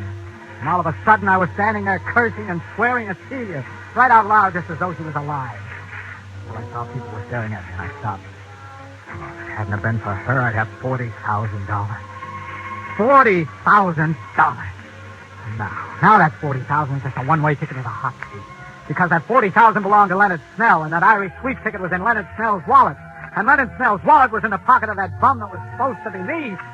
Well, now the cops would have it along with the rest of Leonard Snell's stuff down at headquarters after they put the body in the morgue. Well, I still had my $5,000 and a bus ticket to Boston. You can't get all the breaks all the time, was what I figured then. So I got in the bus. Plenty of seats in the rear. This seat taken? No, not at all. Sit right down. Thanks. Well, somebody must be feeling pretty good this afternoon. Huh? The guy that's got that there, I'm a winner, that ticket on the sweep. I see it says there they pay him $40,000 for it right now. $40,000. Yeah. I'd sure like to be in his shoes, wouldn't you? Yeah. And I see it says Yeah, there. do you want to read it? Well, you don't need to get sore. Skip it. Holy... What? All what? Hey, stop! Hey, let me out. I gotta get out of here. Will you make up your mind? I don't have to make up my mind, brother. I don't have to make up my mind. It was right then that I got the idea what was happening. It was just like old man Mosley said. It may only happen once in 100 years, but it was happening to me. Oh, my luck was riding high. And when your luck is like that, you just can't lose. Because there it was, right in the paper again, on page 3. Freak explosion in Brooklyn kills 3, and it was my house. And the people killed were Mosley and his wife and Steve. They thought it was caused by old Mosley's chemicals or something. I didn't know. I didn't care. All I knew was they thought Steve had been killed by the explosion and the fire, and I was in the clear. I could walk into the police station, get my sweepstakes ticket, collect that $40,000, be set for life. Oh, I knew just what I was going to tell them. It was a lead pipe stitch. I was walking on air all the way to the police station. I was going up the steps, and I stopped. Because I just remembered something terrible, and if I'd remembered it 10 seconds later, I'd have walked right into the electric chair. I remembered the letter. I was late. I'm warning the cops that had that letter, telling how I killed Celia. That letter that I'd taken all the trouble to mail at the 43rd Street Post Office so I'd be sure to get off all right. Well, even worse this time than I had before, because it seemed like I'd almost had that money right in my hand. I was pretty shaky. I went into a bar to get a drink. Yes, sir. What would it be? Double rye. All right, sir. Like a little chaser on the side, huh? No. That'll be... Just leave the bottle. Oh, yes, sir.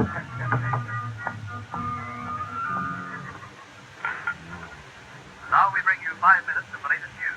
Garnet Martin reporting. Yeah, sure. New York City.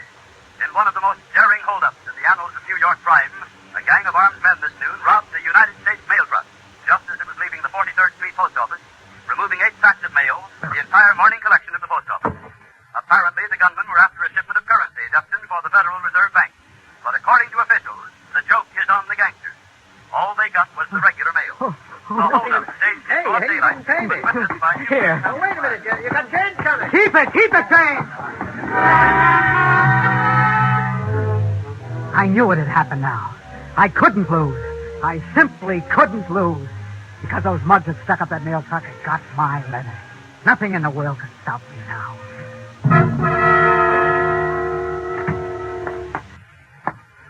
Officer, I've just been held up. Held up, huh? Yeah.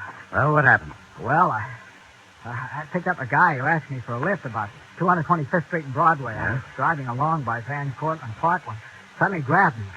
And he hit me with something. That's all I remember until I woke up lying in the park. My car was gone, and then I found out he'd taken my wallet, Money will everything. I see. What's your name? Leonard Snell. I Leonard Snell. Yeah, that's right. Oh. Say, Lieutenant. Huh? This gentleman is Mr. Leonard Snell. He was held up this morning and his car was stolen. Just step in here, will you, Mr. Snell? Why? Sure. Sit down. Thanks. I got some news for you, Mr. Snell. Did you find my car? Oh, yes, but, Well, you haven't seen the papers today? not since this morning. I got some good news and some bad news for you, Mr. Snell. Maybe I'd better tell you the bad news first. Pretty bad. Go ahead. Your wife was killed this morning, Mr. Snell, in a fire at your home. My wife? Killed? And this probably won't interest you much under the circumstances, Mr. Snell, but you've drawn a ticket worth $40,000 in the Irish sweepstakes. Win the Irish sweepstakes and then lose your wife the same day. Some people sure have all the hard luck in the world.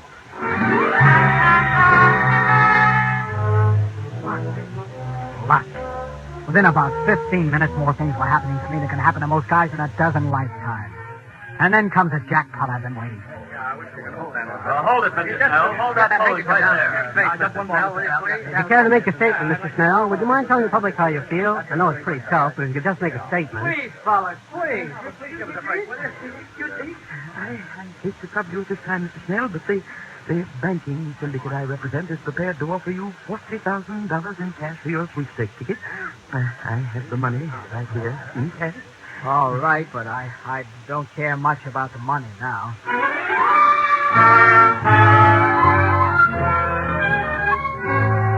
That was at 4:30. By 6, I have $45,000 in my pocket, cash. And I'm registered at the Waldorf and sitting down to dinner. I'll take the plank steak, please, medium. Yes, sir. I'll have you ordered very shortly. Hello, pal. Mind if I sit down? Oh, you a reporter? Not exactly. I'm sort of a collector. You owe me 40 grand, pal, and I come to collect. Now. 40? Why, I don't know. Oh, yes, you do, pal. Remember that little letter you wrote to the police commissioner this morning that you mailed at the 43rd Street post office? Remember that? Some friends of mine found it. They figure it's worth just about 40 grand. You're one of the guys that stuck at that milk. You want to make certain of it? There's a big reward. There's a cop right outside the hotel. Kind of figured you'd play ball. Where's the letter? My friend's got it right outside in the car. You still got that dough in your case, like the paper said? Yeah. Come on. All right. Yeah, you're a pretty lucky guy, I bet, pal. Suppose somebody else has got that letter. Don't worry, pal. Your secret is safe with me. Here. Here's the car. That the car, Frankie? Yeah, he's acting real reasonable, too. Get up the cash, pal. You recognize the letter, don't you? Yeah, here's your money. And here's your letter. Only don't try anything funny because we still know what that letter says. And the cops could always dig up the body and find out how your old lady really kicked off. Couldn't they? I think you get the idea. So long, pal. Officer! Officer! Those are the gangsters. They have come on, get down.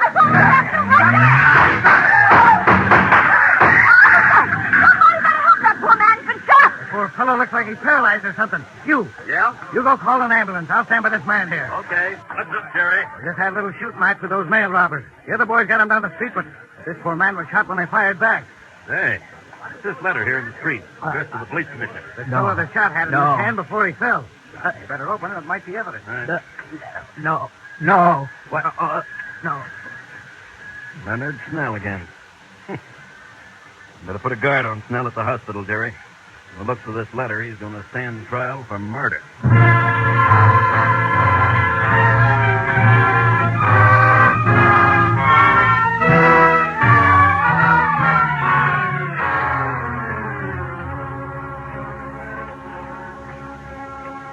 You'd better not talk anymore, Mr. Snell. What's the difference? What's the difference how much I talk? That's what I wanted to tell him. Once they did get the letter, I'll never go to trial. Because I got luck. Don't you see? It comes once in 100 years, and I got it. I got that kind of luck. And when you got that kind of luck, you can't lose. You can't lose. You can't lose.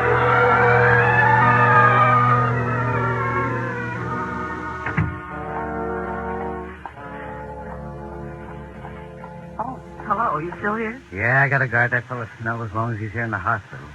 But did you ever see the like of it? I don't suppose one man ever had so much luck in one day in the whole wide world. Well, I guess his luck is played out now, all right, though.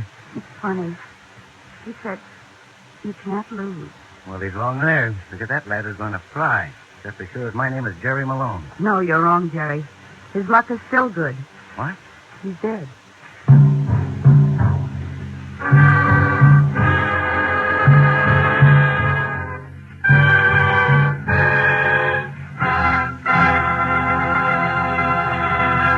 And so closes The Man Who Couldn't Lose, starring Gene Kelly.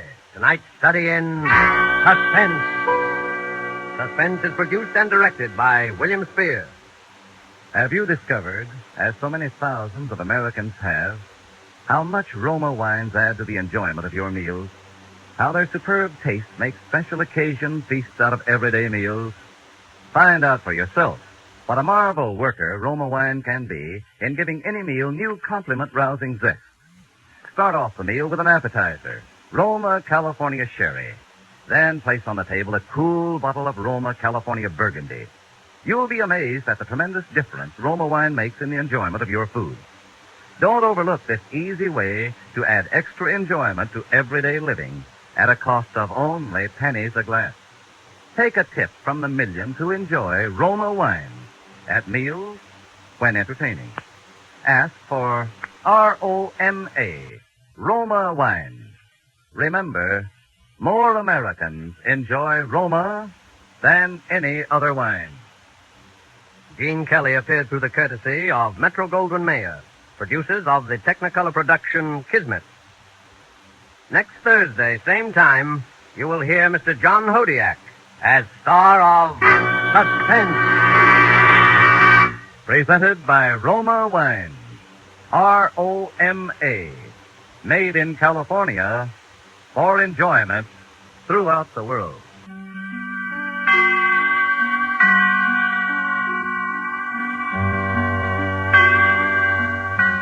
This is CBS, the Columbia Broadcasting System.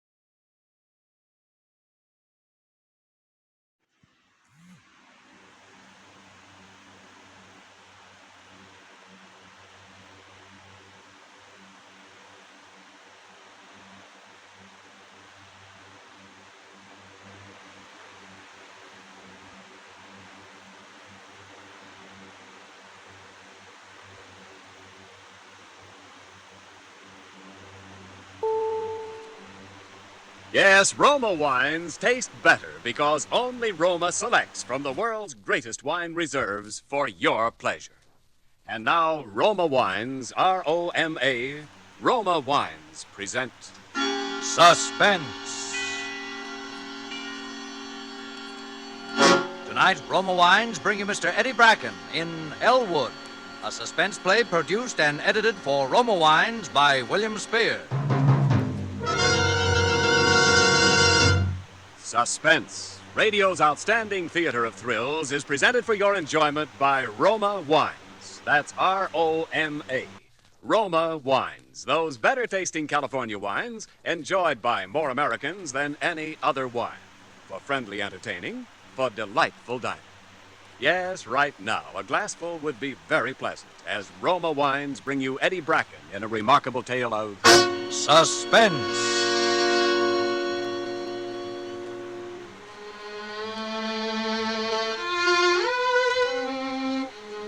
Mr. Obermeyer wasn't around, so I closed the gas station early that day and started home. I wasn't feeling very well. I walked along thinking of different things, past the high school where I'd gone last year and where Miss Wilson was still teaching, past the movie theaters where they were still showing the Humphrey Bogart picture I'd seen last night. Thought maybe I'd go again tonight. And then I cut through the alley to the rickety old frame building where we lived on the second floor over the store. I hated that place. Every time I got near it, I hated it worse. It was no kind of a place for us to be living. I went up the back stairs. I could hear Mom and Sis in the kitchen, so I went straight to my own room and locked the door. I pulled up the old floorboard and got out my things and spread them on the bed. I pinned on the Flyer's watch, that is his wings, and strapped on the chronograph-type watch. It said "To Jimmy" from Jane on it. I looked at myself in the mirror.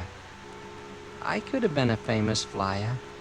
I took off the watch and wings and looked over the other things. There was the gold fountain pen that I had only a week. It said LIB on it. It was the kind that big executive used to sign important papers. I tried it out a few times in front of a mirror. Elwood? Yes? Elwood! All right, Mother. All right.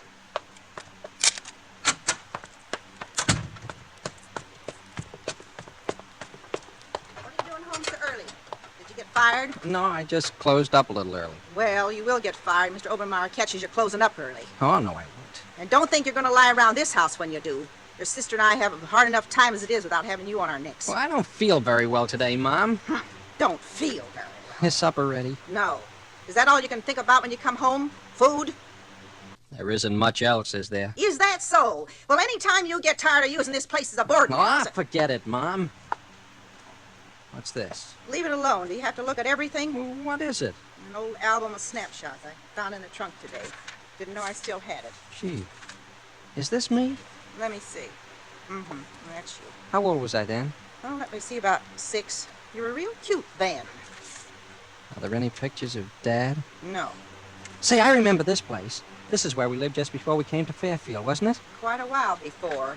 You were about 8 then. Who's this? Who's this man? You ought to remember him. You were almost 9 when he went away. I don't. Who was he? He was your stepfather. What's the idea of tearing that up? Because I want to. Cut it out. You got no right to tear up that picture. The Lord knows I got no use for that man, but you got no right to tear it up. Ah, you had no right to marry him either. Shut up! Oh, get out of here before I hit you again. Get out of here! Get out!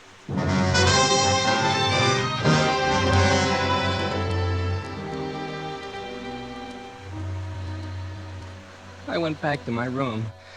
I got my things out from under the floorboard again, but somehow they didn't make me feel very good the way they usually did. I had an awful headache. Pretty soon I put on my hat and went out.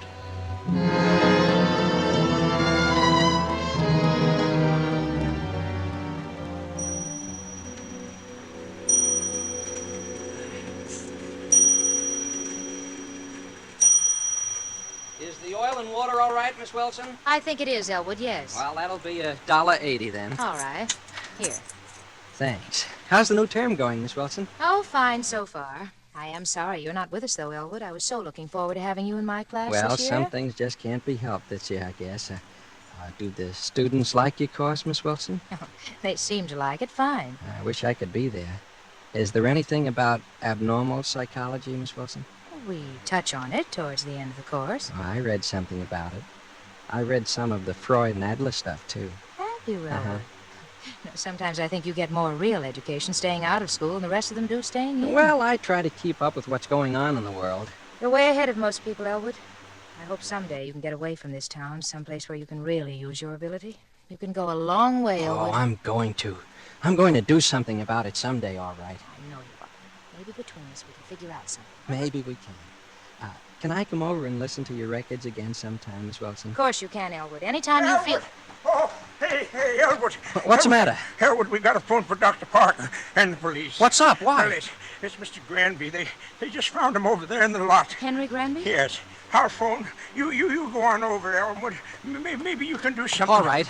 You want to come, Miss Wilson? Yes, I will. I guess it must be over there on the corner where the people are. Yeah, people crowd around awful quick at something like this, don't they? Oh, they certainly do. Maybe you don't want to look. Well, no. Oh, that's Mr. Granby, all right. Elwood, what happened to him? There's not much use in calling a doctor. Oh, dear, is he? Well, you can see. He's been strangled, Miss Wilson. He's dead.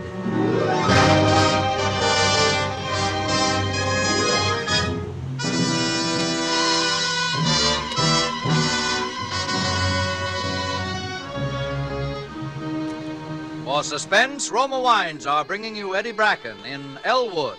Roma Wines' presentation tonight in radio's outstanding theater of thrills, Suspense.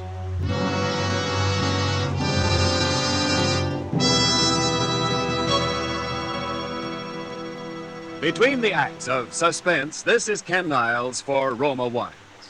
Whenever you entertain and for everyday pleasure, your best buy in good taste is better tasting Roma wine. Yes, more Americans enjoy Roma than any other wine because Roma gives you an important difference, an extra goodness you enjoy in fuller bouquet, richer body, and better taste. For to bring you wines that are superior, that taste better, Roma starts with California's choicest grapes. Then Roma master vintners with America's finest winemaking resources guide this grape treasure unhurriedly to tempting taste perfection. This wine is placed with mellow Roma wines of years before. And from these reserves, the world's greatest reserves of fine wines, Roma later selects for your pleasure. That's what makes the difference, the better taste you enjoy in Roma, California wines. So whether you prefer sherry or port, muscatel or tokay, insist on Roma wine. R-O-M-A, Roma, the greatest name in wine. And now Roma Wines bring back to our Hollywood soundstage Eddie Bracken in Elwood, a tale well calculated to keep you in suspense.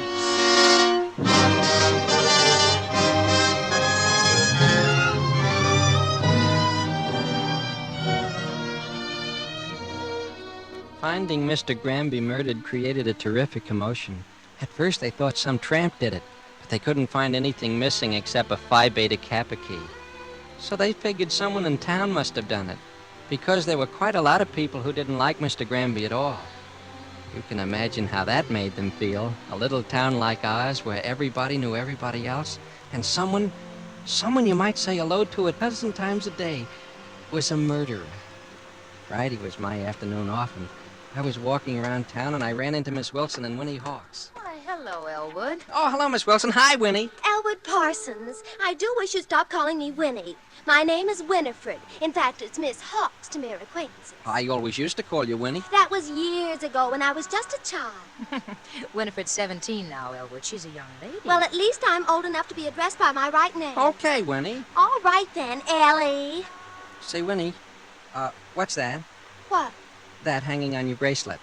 Oh, that. That's just a little gold football. Andy Sawyer gave it to me. Gee, that's nice. Oh, it's all right. The whole varsity got them. Anybody might have one. Anybody? Yes, even you, if you'd ever taken the trouble to go out for the team. The football equipment cost too much. Say, hear anything new about the murder? No. My father says that if the police can't do anything, it's high time the citizens took things into their own hands. He's forming a vigilante committee. Oh, Winifred. Well, we have to do something, don't we? After all, there's a murderer running around loose. How do we know? It might be anybody. Sure, it might be anybody. Well, of course, I suppose it might, Listen, will both of you swear not to tell us to a living soul? What, Winifred? My father thinks he knows who did it, the murder. Does he? He thinks it's old man Krantz. In the first place, there's something wrong with him living up there in that old shack all alone. And in the second place, he's a foreigner. Hey, Winifred, what's that got to do with it? Well, he could have done it. My father thinks he's somebody who's crazy, a fiend. That's the craziest thing I ever heard. Old man Krantz, a fiend. Well, just because you're such bosom pals Tell your with father to guess again, Winnie. Old man Krantz wouldn't hurt anybody. How do you know? Old man Krantz, he wouldn't hurt a fly. He wouldn't dare.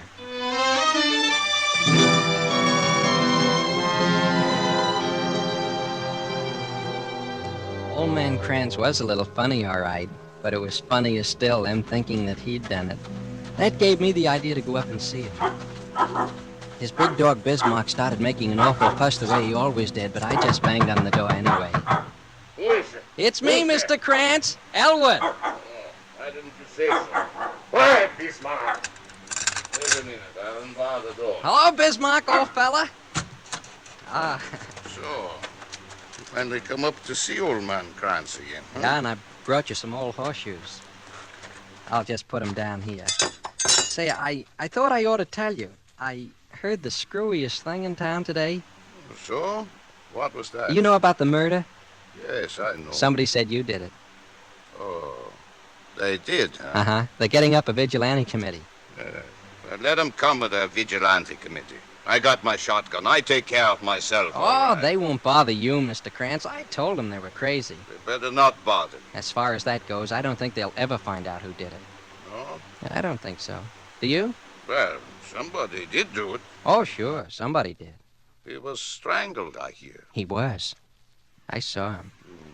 Take a strong pair of hands to do that. Yeah, I guess it would. Well, what have you been doing lately, Mr. Krantz? Oh, nothing. Reading little philosophy this last few days. No more psychology? Oh, sure. But now I read a little philosophy just for a change. Been reading Schopenhauer.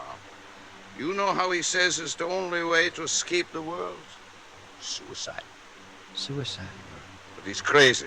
My way of living is better than his way of dying. Well, why do you want to escape from the world, Mr. Krantz? Why? Look at it. Just look at it and tell me why I shouldn't want to escape from it. Well, I don't know, Mr. Krantz. There are a lot of things wrong with the world. but Wrong. You just show me one thing that's right. Just one thing. And I'll go back. That's right. I'll go back. But in the meantime, while you got nothing else to do, we play a game of horseshoes. Huh? Ah. Come on. I got the stakes all laid out. Okay. Say, what kind of horseshoes are these? They're all bent. Well, I didn't want to ask Charlie Vander for new ones. They're old ones that he takes off the horses. They just have to be straightened out a little. Yeah, that's right. You got a hammer or an axe Hammer. somewhere? You think I'm an old man and I'm weak, huh? You don't know how much strength I got. There, look. I straighten it with my bare hands. Shucks, I bet I can do it. Go ahead, try. All right. There. See? Yes, It's just as straight as yours. yes, Elwood. It takes a strong pair of hands to do that.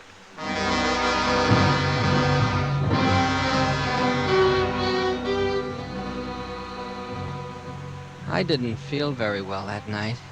I tried on my Phi Beta Kappa key that I had in front of a mirror, and then I put it back in the place under the floor, and then I put on my hat and went out. You know what? The next day they found Winnie Hawks. She was dead. Somebody had strangled her.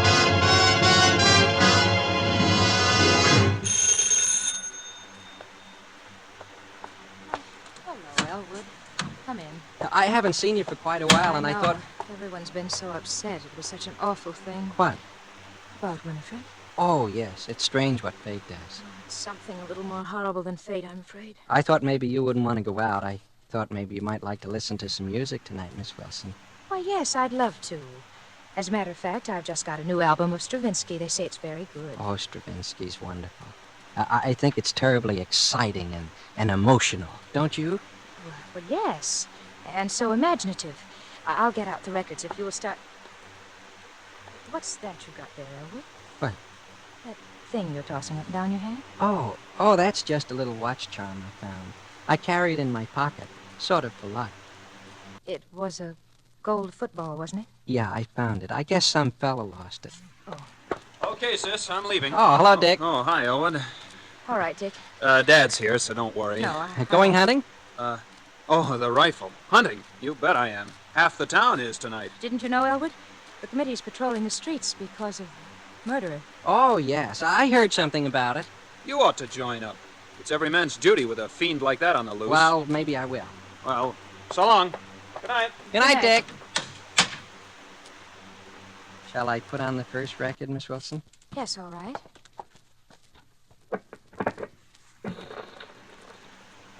Elwood, Yes? where did you find that gold football? Down by the railroad tracks. I guess some fella lost it who was passing through. I sort of collect things like that, you know. Oh.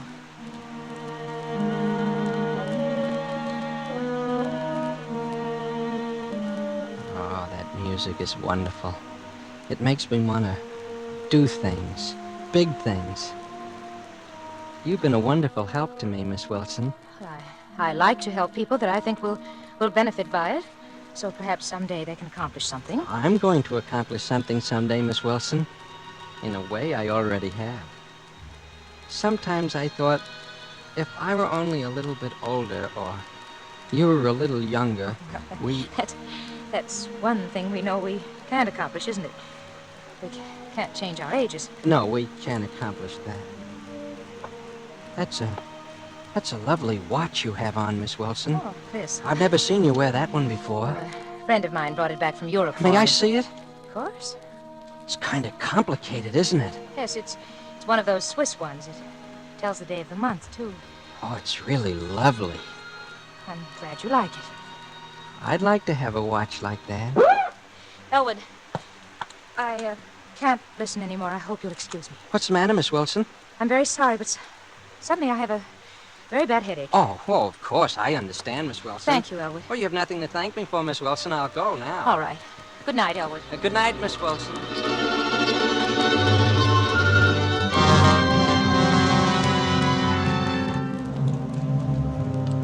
I went home and put the gold football in the place under the floor. I thought I'd go to sleep, but I felt worse that night than I ever had. So after a while, I put on my hat and went out. I walked around for quite a while. Once I saw some of the fellows driving around in a hopped-up Ford, all with rifles and shotguns. North to the station, Elwood. I just waved to them and kept on walking. I was down around the station just as the 1140 was pulling out. A man had gotten off and was crossing the tracks to take the shortcut. It was dark. I couldn't see who he was, but he had a brand new briefcase, a lovely one, the kind they call a dispatch case. I followed him. The shortcut is a path up over the ridge below Mr. Krantz's shack. It winds quite a lot, so at first he didn't notice I was following him. Pretty close before he did, and he turned his head. He began walking faster, and so did I.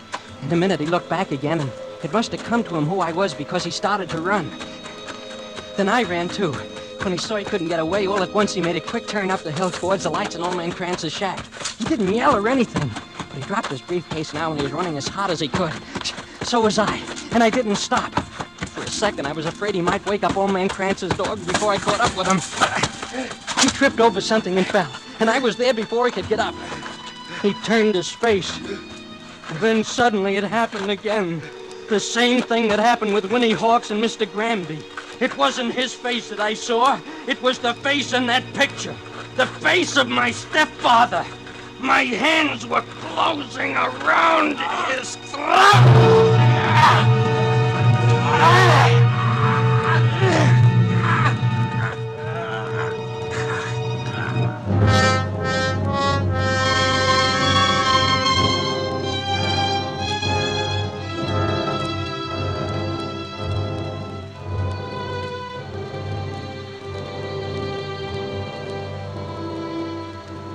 The next day, the sun was shining, and I was pleased because it was my day off again.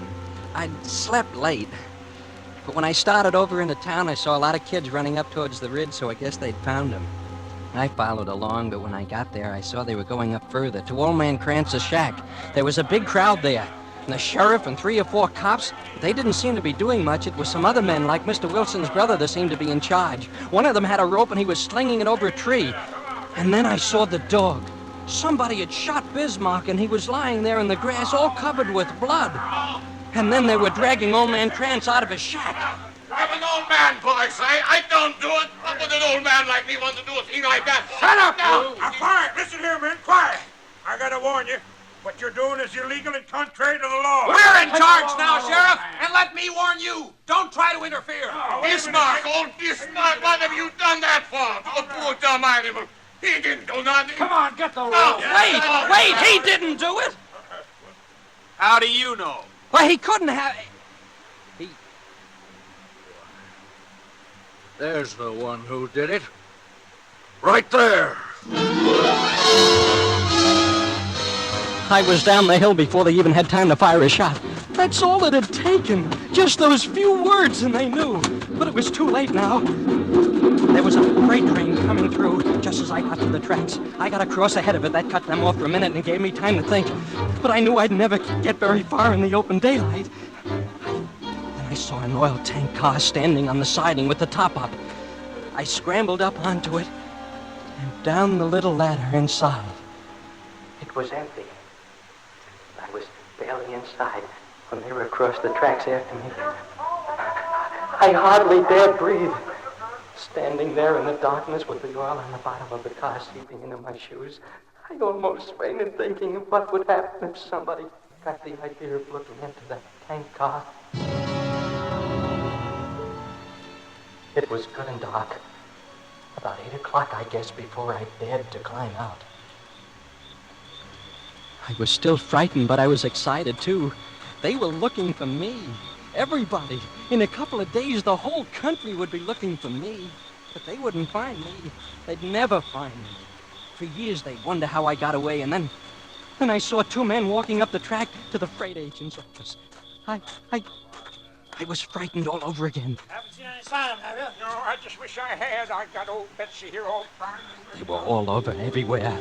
But just the same, I had to get to see Miss Wilson. Somehow, I just had to get to see her. I started back over the ridge. I figured that would be the last place they'd be looking. But at every little sound in the brush, I'd go weak all over from fear. I got there, though, through the backyard. And I was just hiding in the bushes alongside the house, and I saw her come out the front door with Dick. I'll walk you down there, sis.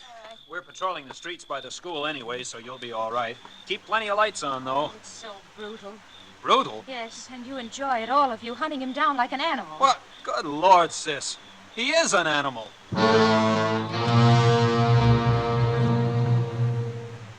So I was an animal. Well, all right, then I was an animal. But I was a lot smarter animal than any of them. I knew she was going to the school. And I knew how to get into the basement. It was awful easy, really. And I was already inside when I heard her arrive. She had the place blazing with lights, but her room was right next to the basement stairway, and there was a fuse box just at the head of the stairs. It was almost too easy. Of course, I couldn't see her in there when I opened the door. Who's there? Don't be afraid, Miss Wilson. Elwood? I just want to talk to you, Miss Wilson. Elwood, no. I just wanted to tell you why I did those things. You're a psychologist. You'll understand. Please, go away. It was those things like the Elwood. gold football, like your watch. Do you No. have your watch with you tonight, Miss Don't, Wilson? don't I come know near you me. have it. Don't. Nobody ever gave me a watch. They wouldn't even if I asked them for it. They try to keep it from me. So I just have to take it. I just take it.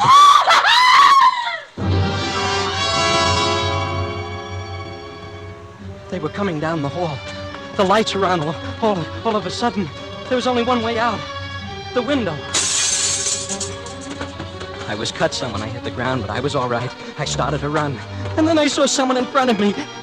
He was aiming right at me. I turned and I ran the other way.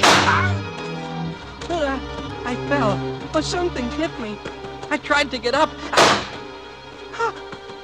Something hit me again. That's all I can remember.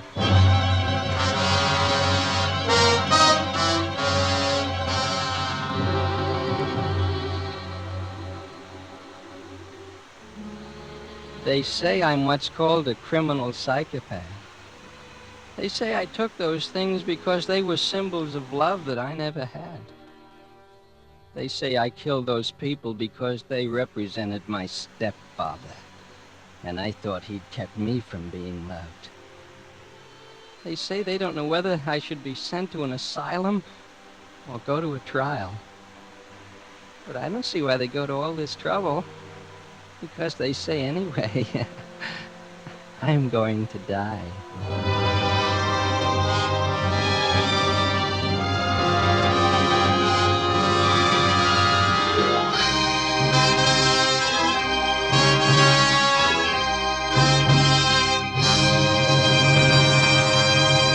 Suspense.